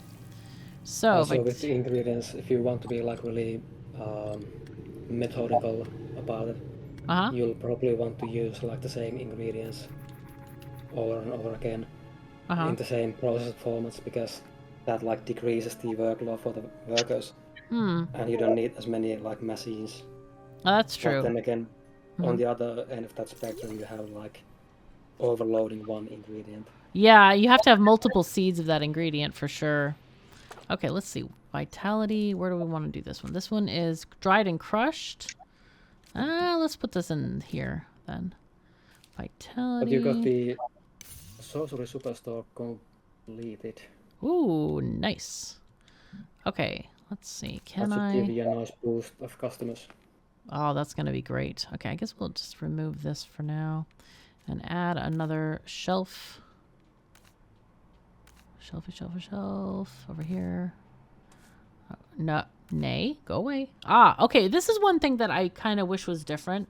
So I've clicked this thing to remove it, but it doesn't go away until I click OK. And then I have to go into construction again, and then I can add my bookcase or shelf case thing. Yeah, you're absolutely right about that. It's kind of a weird thingy. Because if it's in the same session, like you place a thing, then you can delete it immediately. That happens immediately. So it was kind of strange when I saw that. Okay, Vitality is our new one with a poisonous mushroom on top. It's fine. Nobody's gonna notice. Okay, there we go.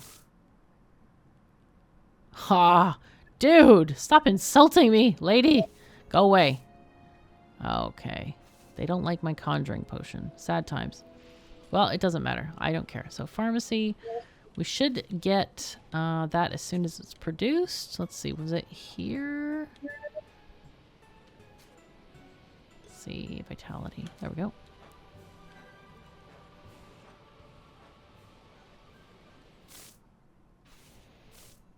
Okay. Ancient manuscript. I'll try to. Dude, I may not have enough money to pick it up, but we'll see.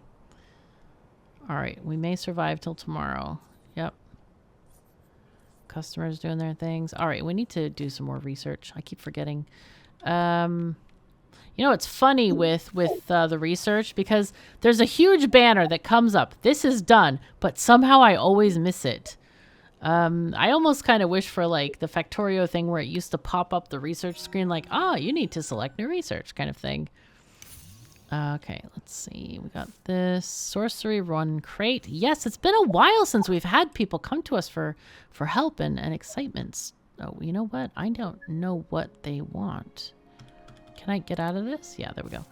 You want... Oh, we don't care about the grade. A test. Okay. So send her the best one we got. It's not don't care. There's some condition which is hidden.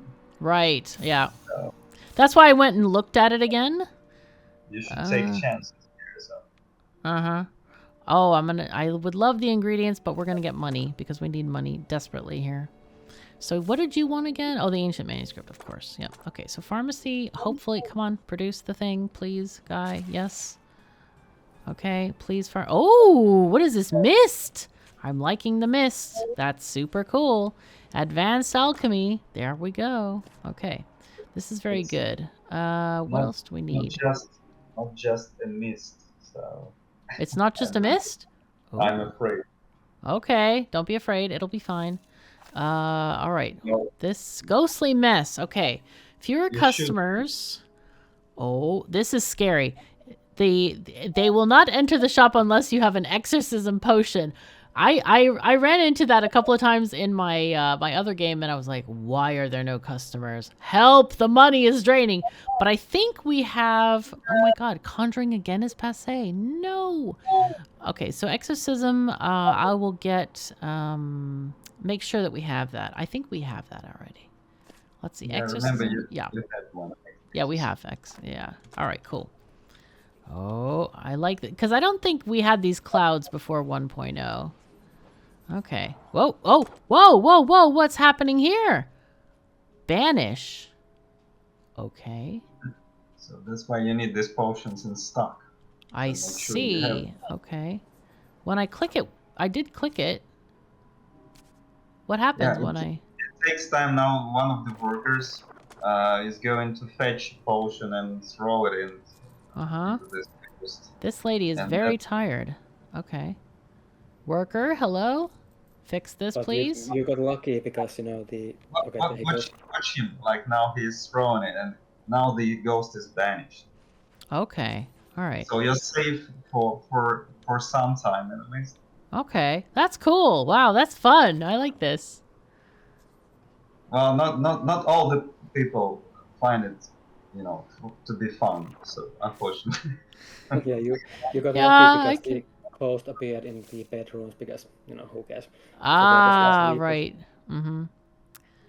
Okay, let's see what we don't have yet. Wizard's hat. Oh, we need both of these. Oh, I can't. Can I afford them? I can. Should I spend the money? Of course I should. Yes. Let's spend it. Okay. Ah, we gained a lot of fame. Gained 30 hats. Yay. Okay, so now worker encouragement. Yes, we got that. Now we need to buy the advanced research place, but I don't think I have enough money to switch this out yet. So we'll leave it until tomorrow and see. All right. They still haven't finished this potion?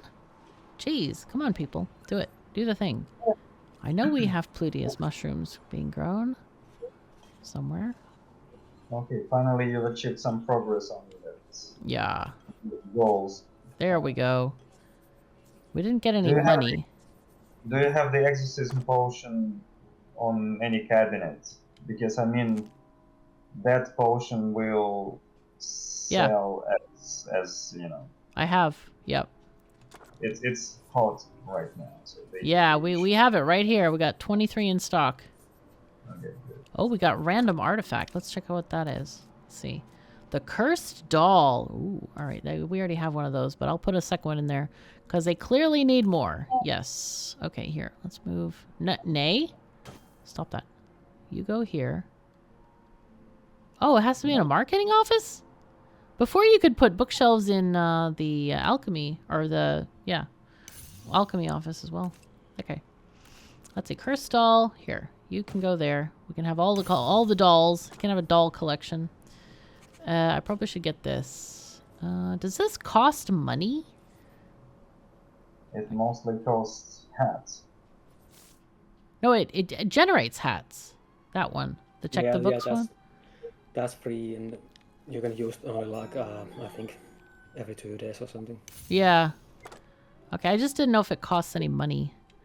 Okay, what do we got now? Monster repellent, 3 crates. Ooh, flavorful monster repellent. I'll check. 2.5. Flavorful monster repellent. Nope. We do not have flavorful monster repellent. So sorry, dude. We'll have to say no to them. Okay, what is this? Rogue VIP. Oh, this one is so confusing to me. Cracking open a lockbox. I don't know. I think that one's a hard one for me because you could do a strength possibly. You could do warding because effectively it might be a ward that is on the lockbox, like a magic spell. Yeah, I don't know what the answer to that one. Yeah, I think there's a couple of different variations of the request, and I think in this one he said something like the lockbox, it keeps jumping around, so you'll need something to stop that jumping. Okay.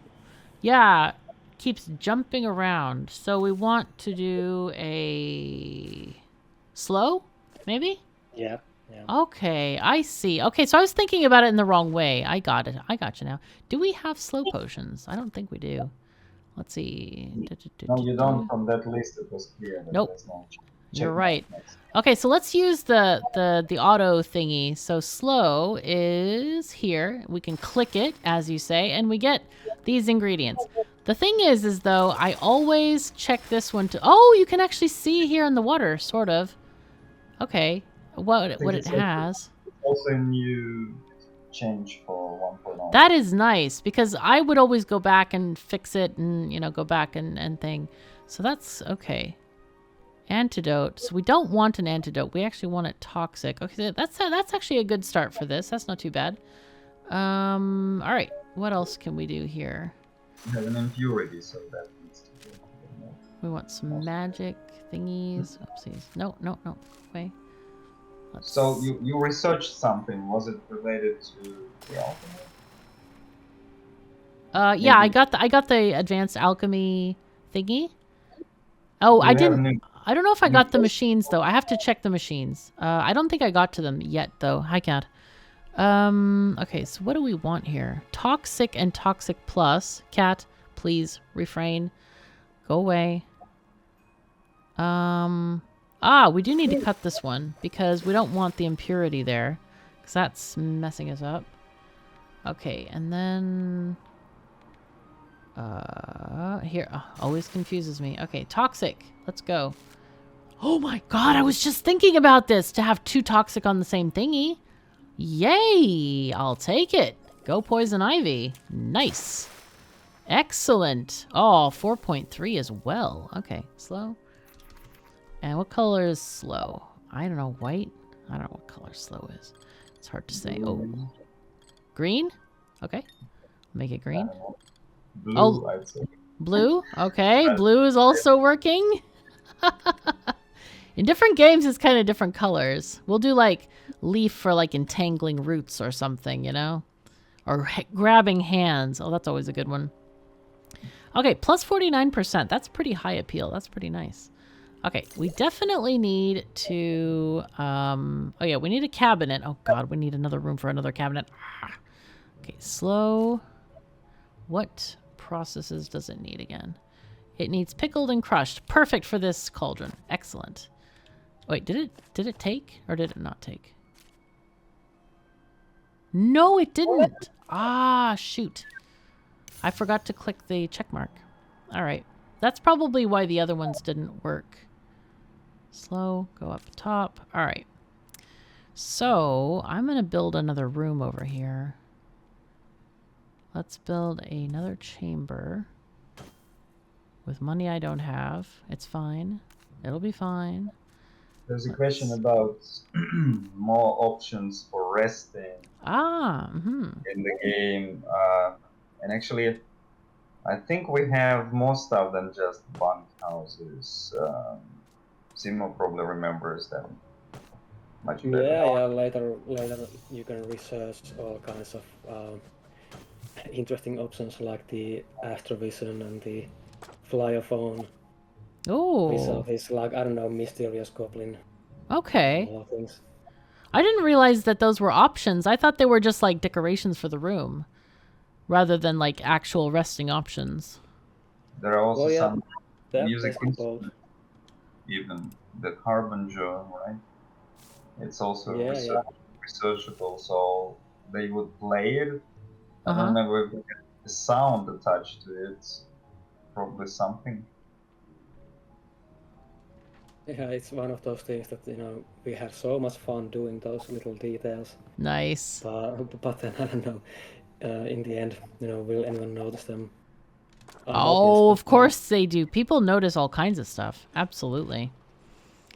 It's kind of awesome. Okay. And like you were about to build the armchair a little earlier. Yeah? You lack the money. Yeah.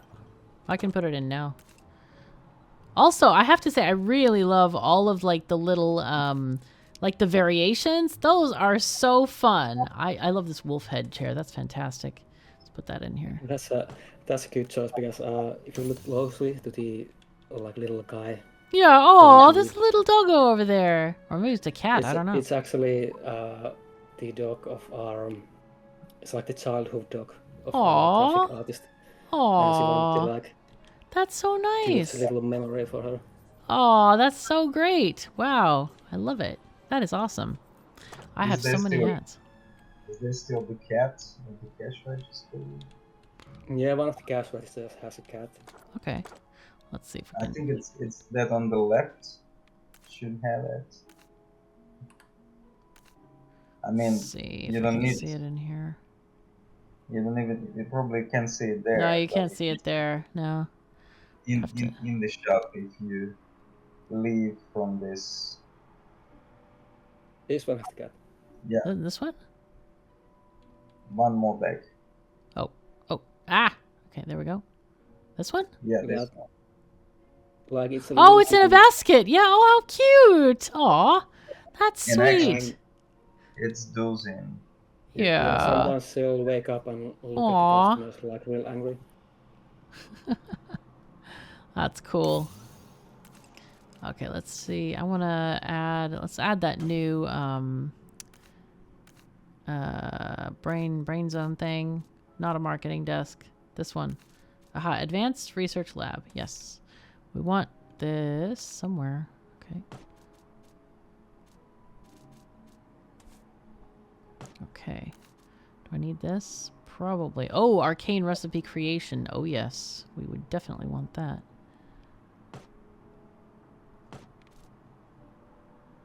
Cage. Oh my gosh. It's a bit scary. Okay, you go there. All right. And we can shorten this room a bit. Yeah, the cage is kind of audible because initially it was supposed to be like tied to this mechanic where you could study those ghosts and trolls and whatever, those monsters that can like appear. Sure. But in the end, we didn't like utilize that whole mechanic. Oh no! I had already done the gates and just left it in because, you know, you need a gate in the alchemy lab, I guess. Gotcha. All right, we have sold many, many exorcism potions. Holy fuzzy cats, that's a lot. Yeah, that's the way with these events that sometimes, you know, they can hit you pretty bad, but if you like happen to ride the wave at the right time, you know, you can make a lot of money. Sure. Okay. Like it's if you know the game, like the child's game, the snakes and ladders. Yeah, yeah. So it's a bit of both. The events, it can be a snake or a ladder. Ooh.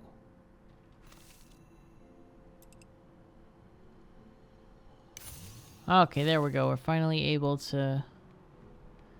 Ingredients, let's go. Poison ivy. All right, we got another one of those. That's can be quite useful, actually. I really need to split this up, or actually maybe make the growing downstairs. That would be better. Oh, we have money now. Oh, nice. We have actual money. Okay, so I'm gonna do that. I think I'm gonna put the growing down here for now. Hello? Nay? You need a staircase. Staircase first, okay. Well, maybe not necessarily first, but I mean, it will show as inaccessible until you... Right, yeah, of course. Staircase. Okay, and then we want another grotto here. Wait, is that max length? Not yet. Okay. I love those artifacts, the one that like shorten the growing time, or they what do you call it? They give multiple herbs. Those are really great. I need to check and see if I have any seeds that aren't planted yet other than that poison ivy. So this will go there. Hopefully. I always try to put the artifacts at the end so that the people have to walk less. Even if it's just a tiny bit less, it's fine. Greenhouse over there. Okay. So, wow, 487. Ay. That's expensive. It's okay, and they've all got to make all this stuff as well. Okay, what else do we have? Oh my god, we have so many things. Wow. Those artifacts, like the one you have the what's it called? The gray one. The gray. Sorry, gray what? Yeah, the artifact which increases the herbs. Yeah. So it's kind of like loosely based on those like really ancient fertility icons. Sure. In the real world, but you know, maybe a like more playful twist to it. But you know, it's one of those small things. I was really happy. Yeah, that's cool. Agreed. Like that is kind of awesome. Sometimes you just see it like in your head that okay, it's gonna look exactly like this. And usually when you make the graphics, it never turns out like exactly as you wanted it. But that was one of the ones that like really came out. Okay, gotcha. Like I wanted it. Oh, that's very cool. Okay, so let's see. We need stuff, things, and more stuff. Oh, no. Ghosty person. Sorry. I'm going to give him the warding potion because the exorcism ones are selling like hotcakes, so.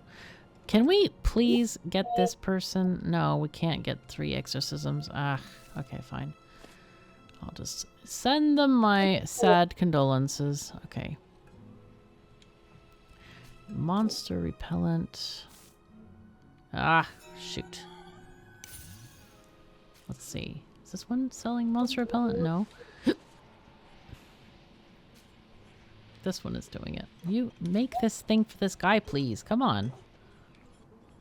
It's like, dudes.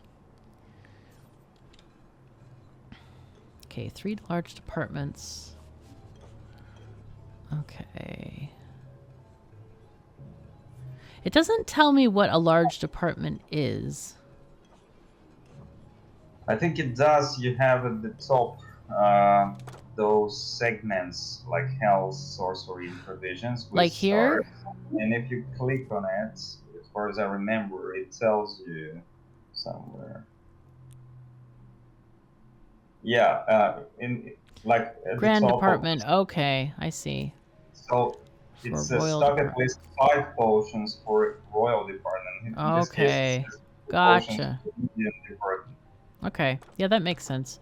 All right, so we need more provisions potions, clearly. I think also that the tutorial mentions that somewhere.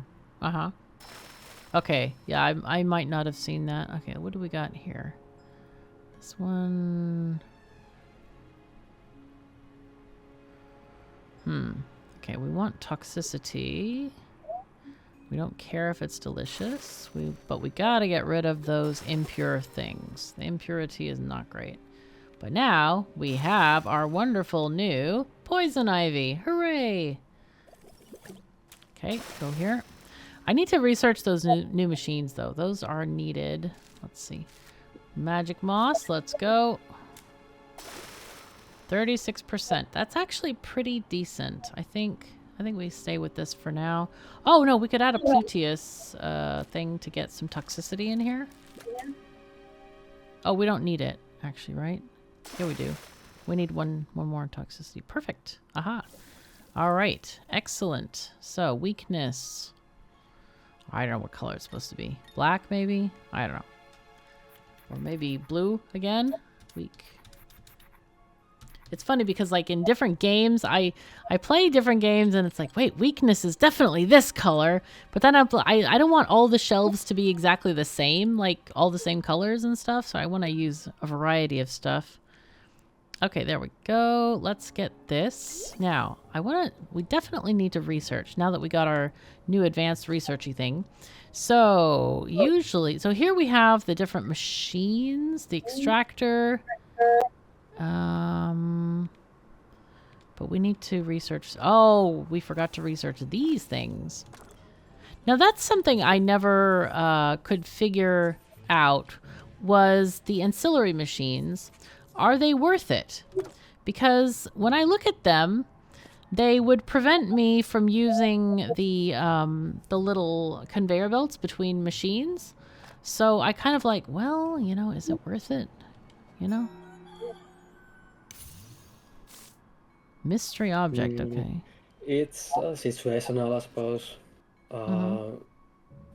You can use them to a good effect, especially if you want to mix it up with the loading pallets. Okay. But you know, you have to be pretty careful about how you use space, of course. Yeah. Because Like, I found the... Oh, go ahead. Sorry. So yeah, I was just saying that, you know, it can be a trade-off between the loading pallets and the ancillary machines. Right. Okay, let's see. Let's add a couple more shelves. Okay. And let's go. Excellent. So another thing that could be done here is you can maybe check off the ones that have been already shelved. I don't know if it's necessary to have like... Would anybody do more than one shelf per potion? Like, is that something players do? Do you know? Well, if you have a big shop and a lot of customers, it makes sense because when the customer enters the cabinet, they will examine it for I don't remember exactly. Okay, between gotcha. 1 and 2 seconds, and during that time, if another customer comes by, they will just walk straight past the cabinet because it's like occupied. Oh, I see. Gotcha. Okay, I didn't realize that they couldn't, like, two people couldn't look at the same cabinet at the same time. Yeah, so if you want to make sure that every customer sees the same like potion, you might want to have like 2-3 cabinets for the same one. Okay. But you know that comes into play maybe later down the line if you have a big shop with a lot of customers. Okay.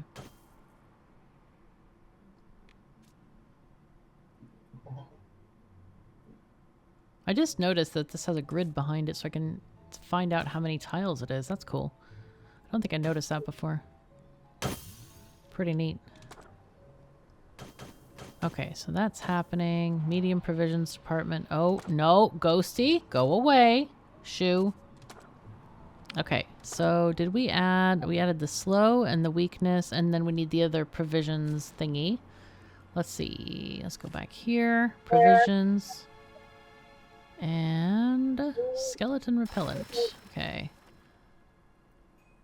Oops, that one is... What? Antitoxin. Okay. Yep, that's perfect. Okay. This one is less perfect, but that's fine. We're good with that. Toxic is better. Do we want... Bitter, foul, icky. Icky. We have currently left, which is not great. We would like to have down. Do we want to just choose down?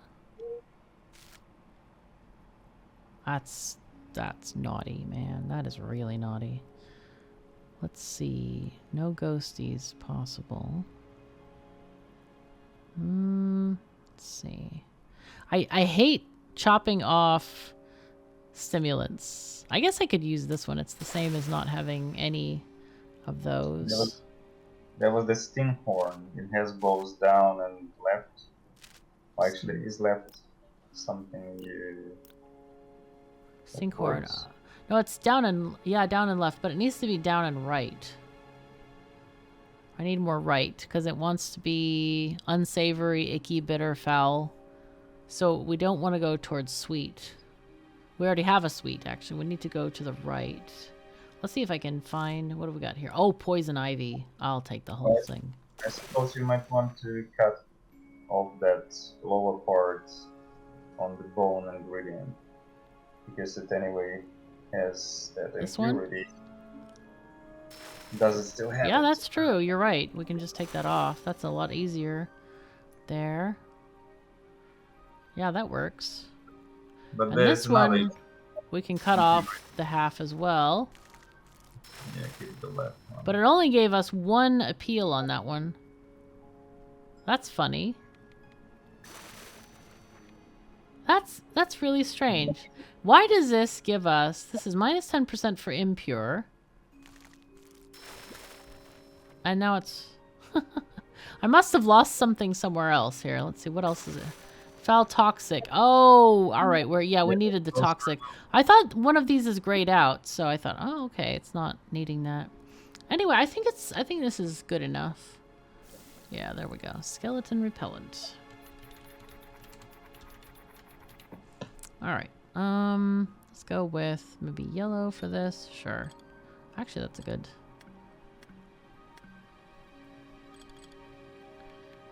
All right. I really like the variety of like bottle shapes and stuff that you have in here. I think that's kind of cool. There was someone actually asking for more colors. Actually, it's not the first time I'm hearing that. Oh. There was something on our public Discord. Someone was asking for more colors for bottles. Yeah, one thing is actually there are some colors which are included in the supporter pack.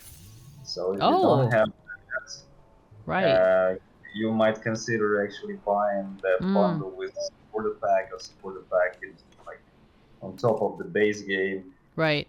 It should be like a couple of dollars, euros, whatever currency you are using, like a pretty affordable deal. But I mean, it's of course not just that extra few extra colors, but other stuff which is mostly cosmetic, and I think a nice witch character which you can get from the get-go when you start. But actually, you have the supported pack. I do. Yeah, I have all the options. I really love it. I think it's great. It adds a lot of like variety to the whole game, and it's so much fun to customize things. It's pretty great. I'm really loving it. Okay, I'm gonna do everything I can in this thing. Oh, I can make mana potion there too. Nice. Still, we failed to communicate what things you can customize. Actually. Yeah. Which is a shame. Yeah, I think for me, you didn't know that you can change wallpapers. Yep. For the rooms and. I think for me, like that, the part about the wallpaper, it's hard because I hate context menus, as in menus that disappear when you're not pointing at them. I mean, Google does this, YouTube does it. I hate it so much because I had this one issue a long time ago when I was using a graphics program, and I don't remember which one it is, but I stopped using it because of this. I was looking for a very, very specific thing. I think it was like making a drop shadow from an image or text or something. And I looked every place in that menu, and it wasn't there. I'm like, what the heck is this? Well, it turns out you had to have the object selected in a specific format, and then drop shadow would appear. And I'm like, why didn't you just gray this out on one of your menus so I could look up the exact term and search it on Google maybe? Because maybe it wasn't called drop shadow, maybe it was called something else. Maybe I had the wording wrong. So that's from that point, I always hated context menus because I think people use them, oh, let's not clutter the screen. But for me, it might as well not exist. It isn't there. And this particular one, because I always play very zoomed out, you almost can't see that itty bitty tiny magnifying glass. So I think there might be a better way to implement this. So for me, did you see the first thing I did when you said change the wallpaper? I was like, okay, construction menu, select the thing. That's what the first thing I did was. I'm like, okay, but you can't do that from there. I guess you could do it from here. Oh, you can do it in the construction menu. But yeah, you have to see that tiny magnifying glass. So But yeah, if you communicate that better, I think a lot of people would use it. I'll show it in my series regardless. Now that I know how to use it, that's awesome. Yay. So, yeah. But, okay, where was I? I was making... Oh, yes, I just set up this thing to do... In many cases, just why, I think the simple answer is that because UX is not easy. Yeah, of course. Yep, agreed. Totally agreed. I am not gonna argue with that one. UI is difficult, but that's why I mention the things that give me trouble, so that you have like a different perspective on, like, maybe I play the game a little bit differently than you do. So I'm just saying, okay, this is what what I do and how I look at things and kind of perceive the game and all that kind of stuff. That's definitely the case. I must tell you that sometimes, well, actually, there were like quite a few times like that.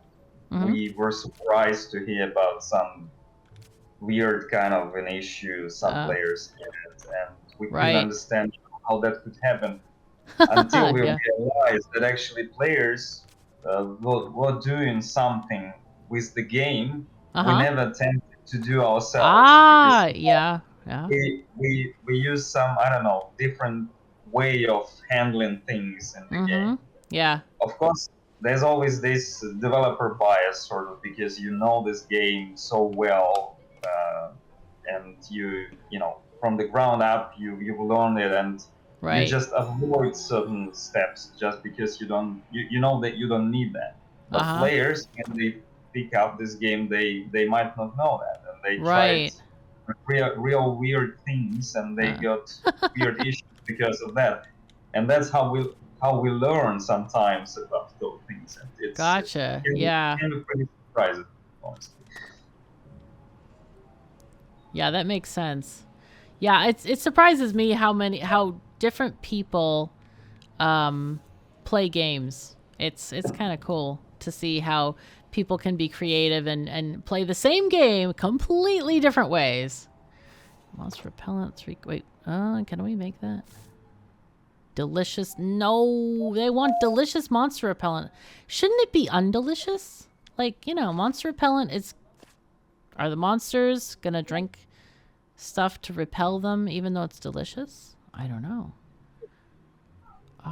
No, that is not possible. Okay, that's fine. We'll leave them till later. And keep on researching. I keep forgetting to research. There we go. Okay, processing. There we go. Yes. And I also want to get more of those bottle shapes and stuff because that's going to increase our money even more. Yeah, this is kind of a different start to the mountain. I do feel like there are less customers, and I think it's a little bit less money. So it's kind of... might be a little bit more difficult, possibly. It's more space, on the other hand, even though it's true. So yeah, true. The configuration of this plot is so peculiar. Mm-hmm. Actually, maybe you could make a save. We could go to the main menu and show people that we have actually now a custom scenario mode, which was added. Oh.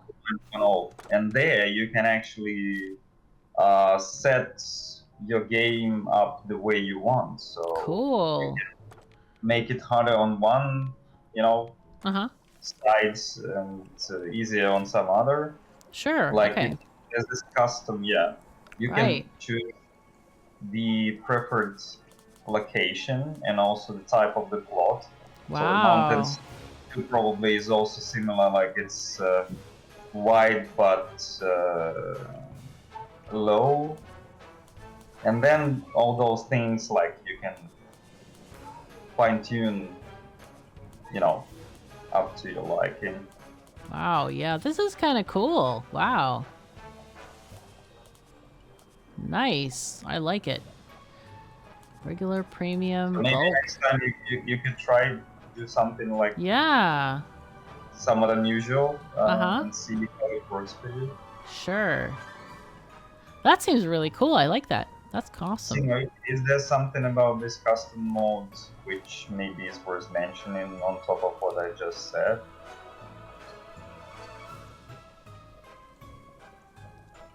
Well, maybe the the starting bonus thing. It was a new thing for the 1.0. You can get like oh my god, 2,000 in debt? Oh, that's scary. Well, yeah, that's Oh, and the bonus, yeah, the gold seed or artifact. That's cool. That's very cool. Yeah, you can get a little bit something extra for the start. Uh-huh. Wow. That's really interesting. I like that. And also, if you want to get the rivals completely off from the game, you can do that now. Oh yeah, that's true. So Relaxed, like balanced, or aggressive. Okay.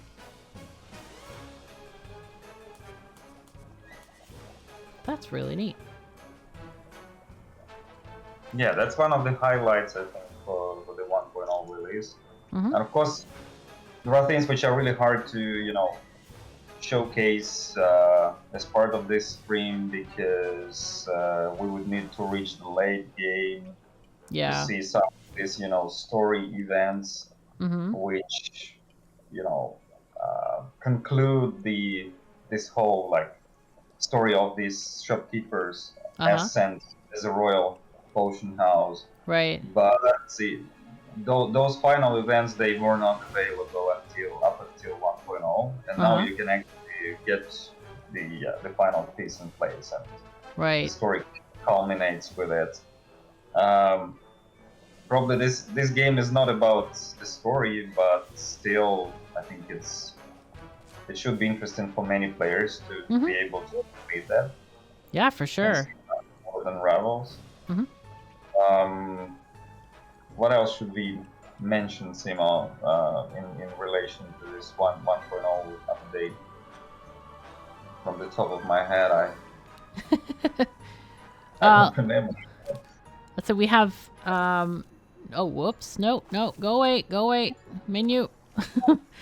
So we have events that we have seen, actually, with the ghosties coming around. We have the new plots. What else is there? I think, let's see. Jetta sent me a list of things. Let me find that real quick. I think I can find them as well.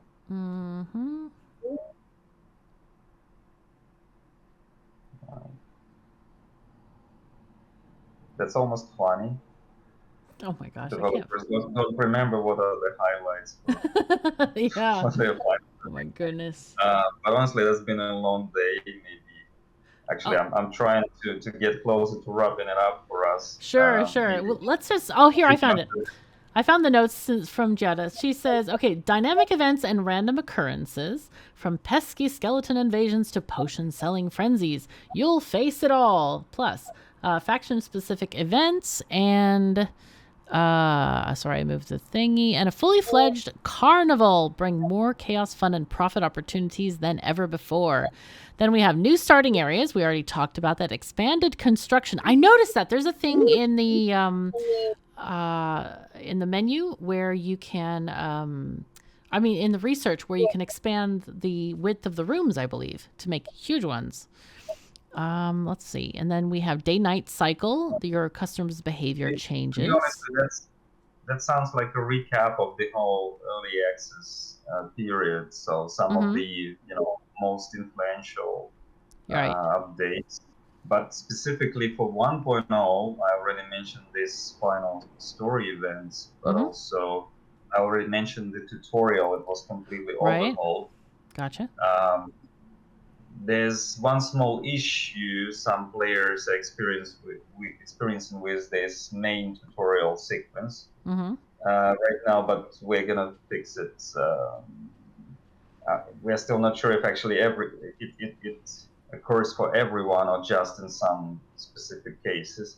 Right. But other than that, like I mentioned, it's now structured very differently. So you have modules which you can replay, like refresh your memory on at any point you want. And they don't require you, because previously this tutorial we had, you could only play it in the beginning of a playthrough, and if you chose to skip it, then basically you had no other way to learn about different things. Gotcha. Unless you start, from scratch. And now you can just click that hat button and choose any topic of your interest in. You can refresh yourself on that specific area. That's an important change. But also, I think like we've made a lot of balancing changes and quality of life improvements, even though it still shows that we could do even better. But you know, we can never achieve perfection. So. Well, it is difficult. I think from my own perspective, I think you've made a lot of quality of life improvements. It is really very playable, really fun and addictive. And I really love, that you've added like, it's more of like a civilopedia where you can reference it anytime you want and learn about stuff. Because I think when you play a game, sometimes you want a tutorial, sometimes you just want to dive right in. And it's like, oh crap, I really don't get this concept. So having that like available all the time is great. I think it's awesome. Yeah, well, we do think so as well. I think that was like the main idea how we should overhaul it, because you know, being able to, you know, make it come in view at any point is pretty important quality of life feature, and it was lacking from the previous version of the tutorial. So that's definitely was the central thing to this tutorial update. Cool. All right. But well, sorry. We streamlined it a lot. It was pretty complex before, but now it's like conveniently broken down into individual smaller topics, and that should help you stay like sane, because for some people it used to be so overwhelming. Yeah. Also, hopefully that's gonna. Well, at least I've already seen people mentioning that the new tutorial is much better. Hopefully that's gonna be universal opinion. Yeah, I think it's great. When I got back into playing the game, I was like, I remember it, but I don't really remember it. So I played the tutorial again just to make sure I didn't miss any concepts and stuff like that. Turns out I missed the decorating concept, but yeah, it was really easy to follow and it's very, very obvious. Sometimes I see tutorials for games that are like, click on this thing and this menu and this thing, and it's like, where is that? I don't know. But you show where it is. It's very clear, and you tell people what to do and why you do it. And I think that's really, really good. High quality, for sure. And for some of those more complex cases, we actually have videos included, and that should be like way easier to understand where you should go and what you should click to achieve, the intended result. So, we'll see. But just, I think it was important to mention that, especially that we didn't check it out while during the stream. I'm just thinking if we need to answer some more questions, if the audience have anything to ask before maybe. Does anybody have any last questions? Because we're going to wrap up the stream here shortly. Anybody else? Everyone's gone quiet. I hear the crickets. Oh no. They're just like chilling out, watching the stream, having a great time, hopefully. We could actually look at one of the tutorials while people are thinking of questions real quick. Check that out. Oh, whoops, that was not the right one. That was the brand new game. Oh, Chimney asked, will there be a way to change recipes in bulk? What do you mean? Because each recipe is unique. You can't really bulk change them, right? What do you want to change in bulk?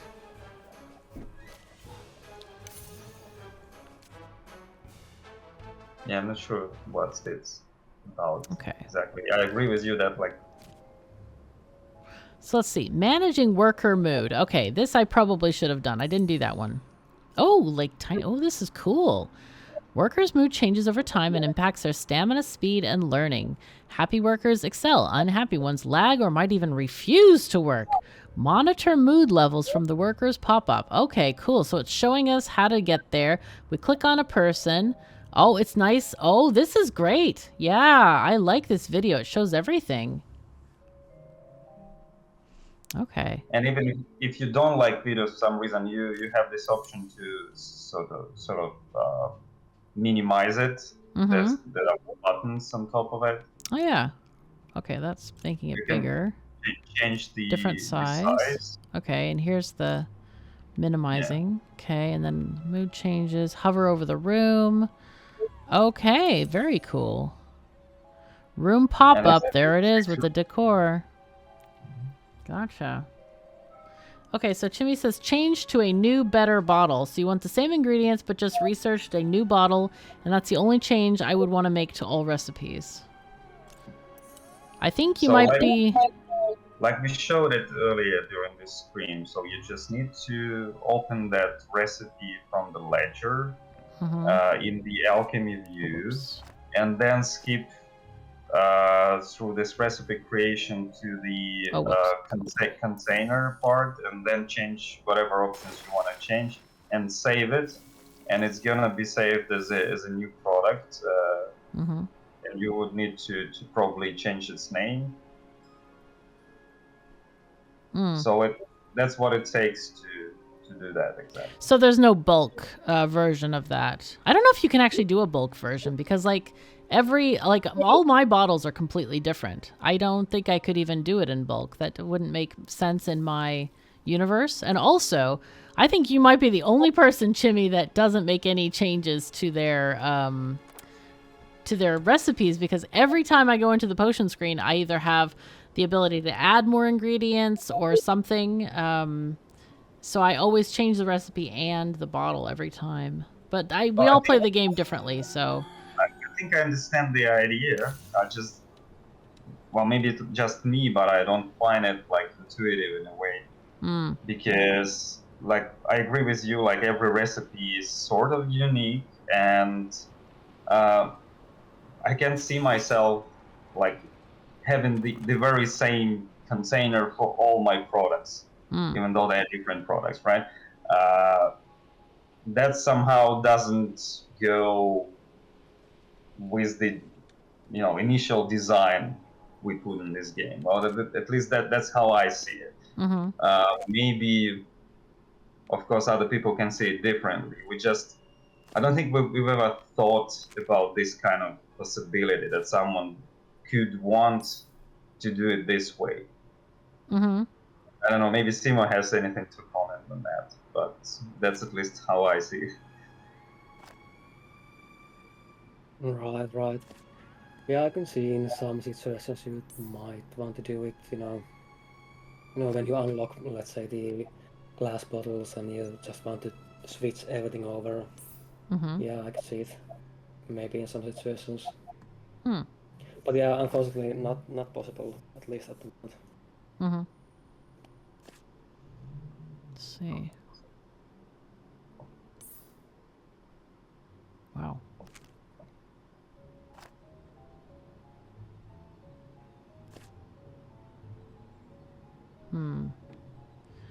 Okay, let's see. Do we want anything else? Potency. Sure. Wanted to promote more of my people for gardening.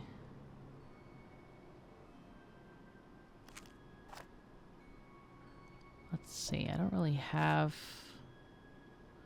No, I need a greaser, actually, is what I need. There we go. Not enough money. Oh, no. Not enough money. Okay.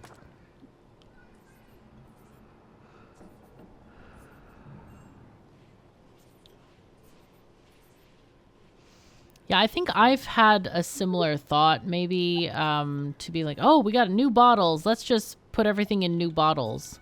But I always end up changing the recipe anyway because of, more potent stuff in general. Let's see, let's hire that greaser. Let's get you. Yes, 3 cents. Love it. Okay, there we go. Now we sold some stuff. Good stuff. Good deal. Now we just need to get these made slow. Skeleton repellent weakness. Those are complicated, I think. We just need stuff. Magic moss. More magic moss missing. We really need to buy magic moss. That's the detriment of having too many of those. We need to get a seed seller selling us some magic moss. Yeah, maybe you can also look at the gardeners and see if they can get some nice perks.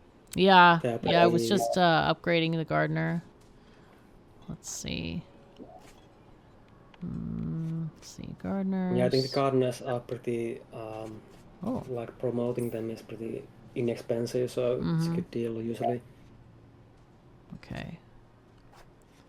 Okay, novice gardener. Let's get you going and... Oh, okay, thank you.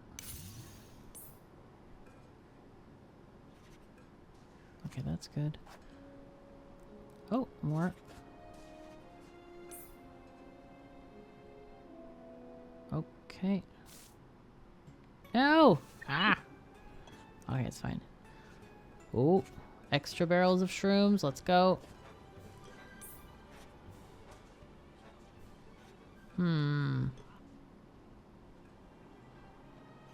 That's hard to say. Mood increase. Let's do mood increase for them. Try that out. Master gardener. You might want to maybe pause the game. There's that Emporium Go, which is running out of time. Isn't it counting down on time? Yeah, Yeah. actually, you need to make sure that you keep it running at that size. Right. I'm not going to open that one because that's probably a request. So I'll leave it for now. Let's see, Alchemist. What do you got? Now, is this worth it to increase the potency of all potions that use herbs? Because 0.1 is not a lot. But I guess if all alchemists have it, it could go up a little bit.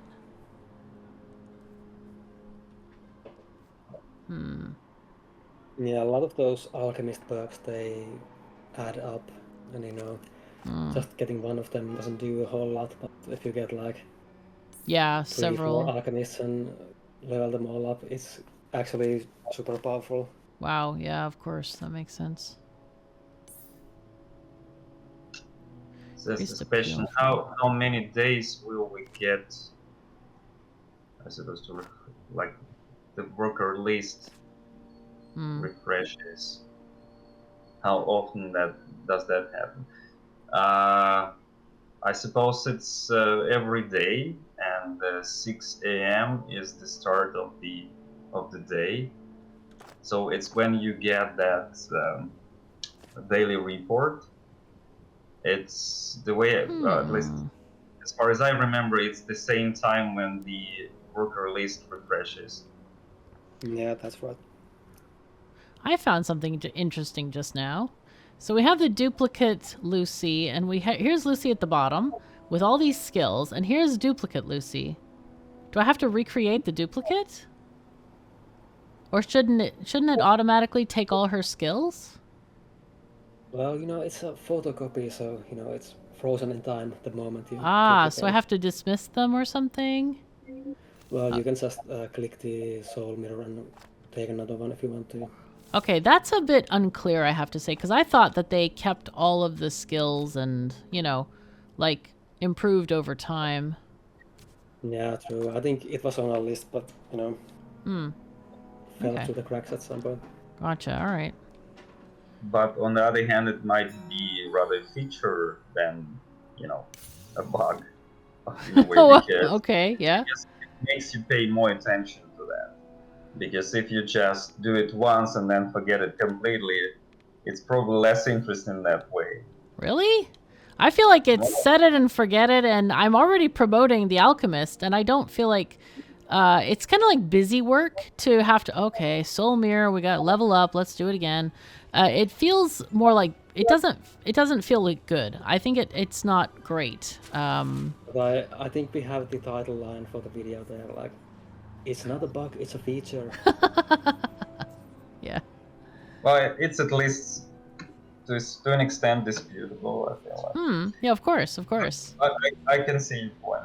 I mean, feel free to disagree. I'm just stating the way that I feel, just to give you my thoughts on it. It's very okay to disagree. Emporium is almost here. Oh, the money. Honestly, I don't feel like I even in the right, you know, place to even disagree, because you can, of course you can. I'd say, well, I'll explain my point in a moment. So I feel like I'm so less sort of proficient playing this game than you, even though I'm technically a developer of it. It's because maybe of my role. Probably Simo has played it like similar amount of time as you. But for me, it's more sporadic most of the time, because I play when I somehow attempt to development matters. When I don't have time for that, I can't be off this game for some prolonged period of time. So honestly, I'm not as experienced. You can believe me. Sure.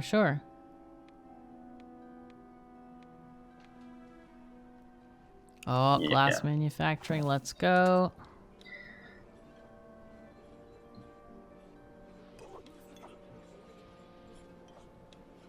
I am not getting this weakness or skeleton.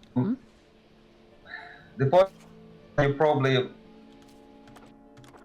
I don't know, it's just for me or for everyone, so your voice is starting to chop, Catherine. Yeah, yours is also for me. Discord seems to be losing potency here.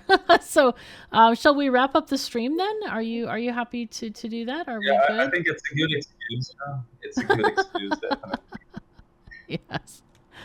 All right. So, any final questions from chat? Is everybody good? Did you enjoy the stream? Do you want to see more of this stuff on YouTube? We're really excited that you came. So happy that you're here, and hope you really enjoyed the stream. So I think, everybody seems to be very content. So I just want to say thank you again to both of you for being here. Really enjoyed you coming into the stream. It's truly an honor to have you here talking about your game, and it's been a total pleasure to play. Really, really fun. So I've enjoyed the game a lot. Thank you very much for your kind words. Thank you for having us on this stream. And thanks to the audience, actually, for being with us tonight. Or, well, depending on actually. Depending on your time zone, yeah.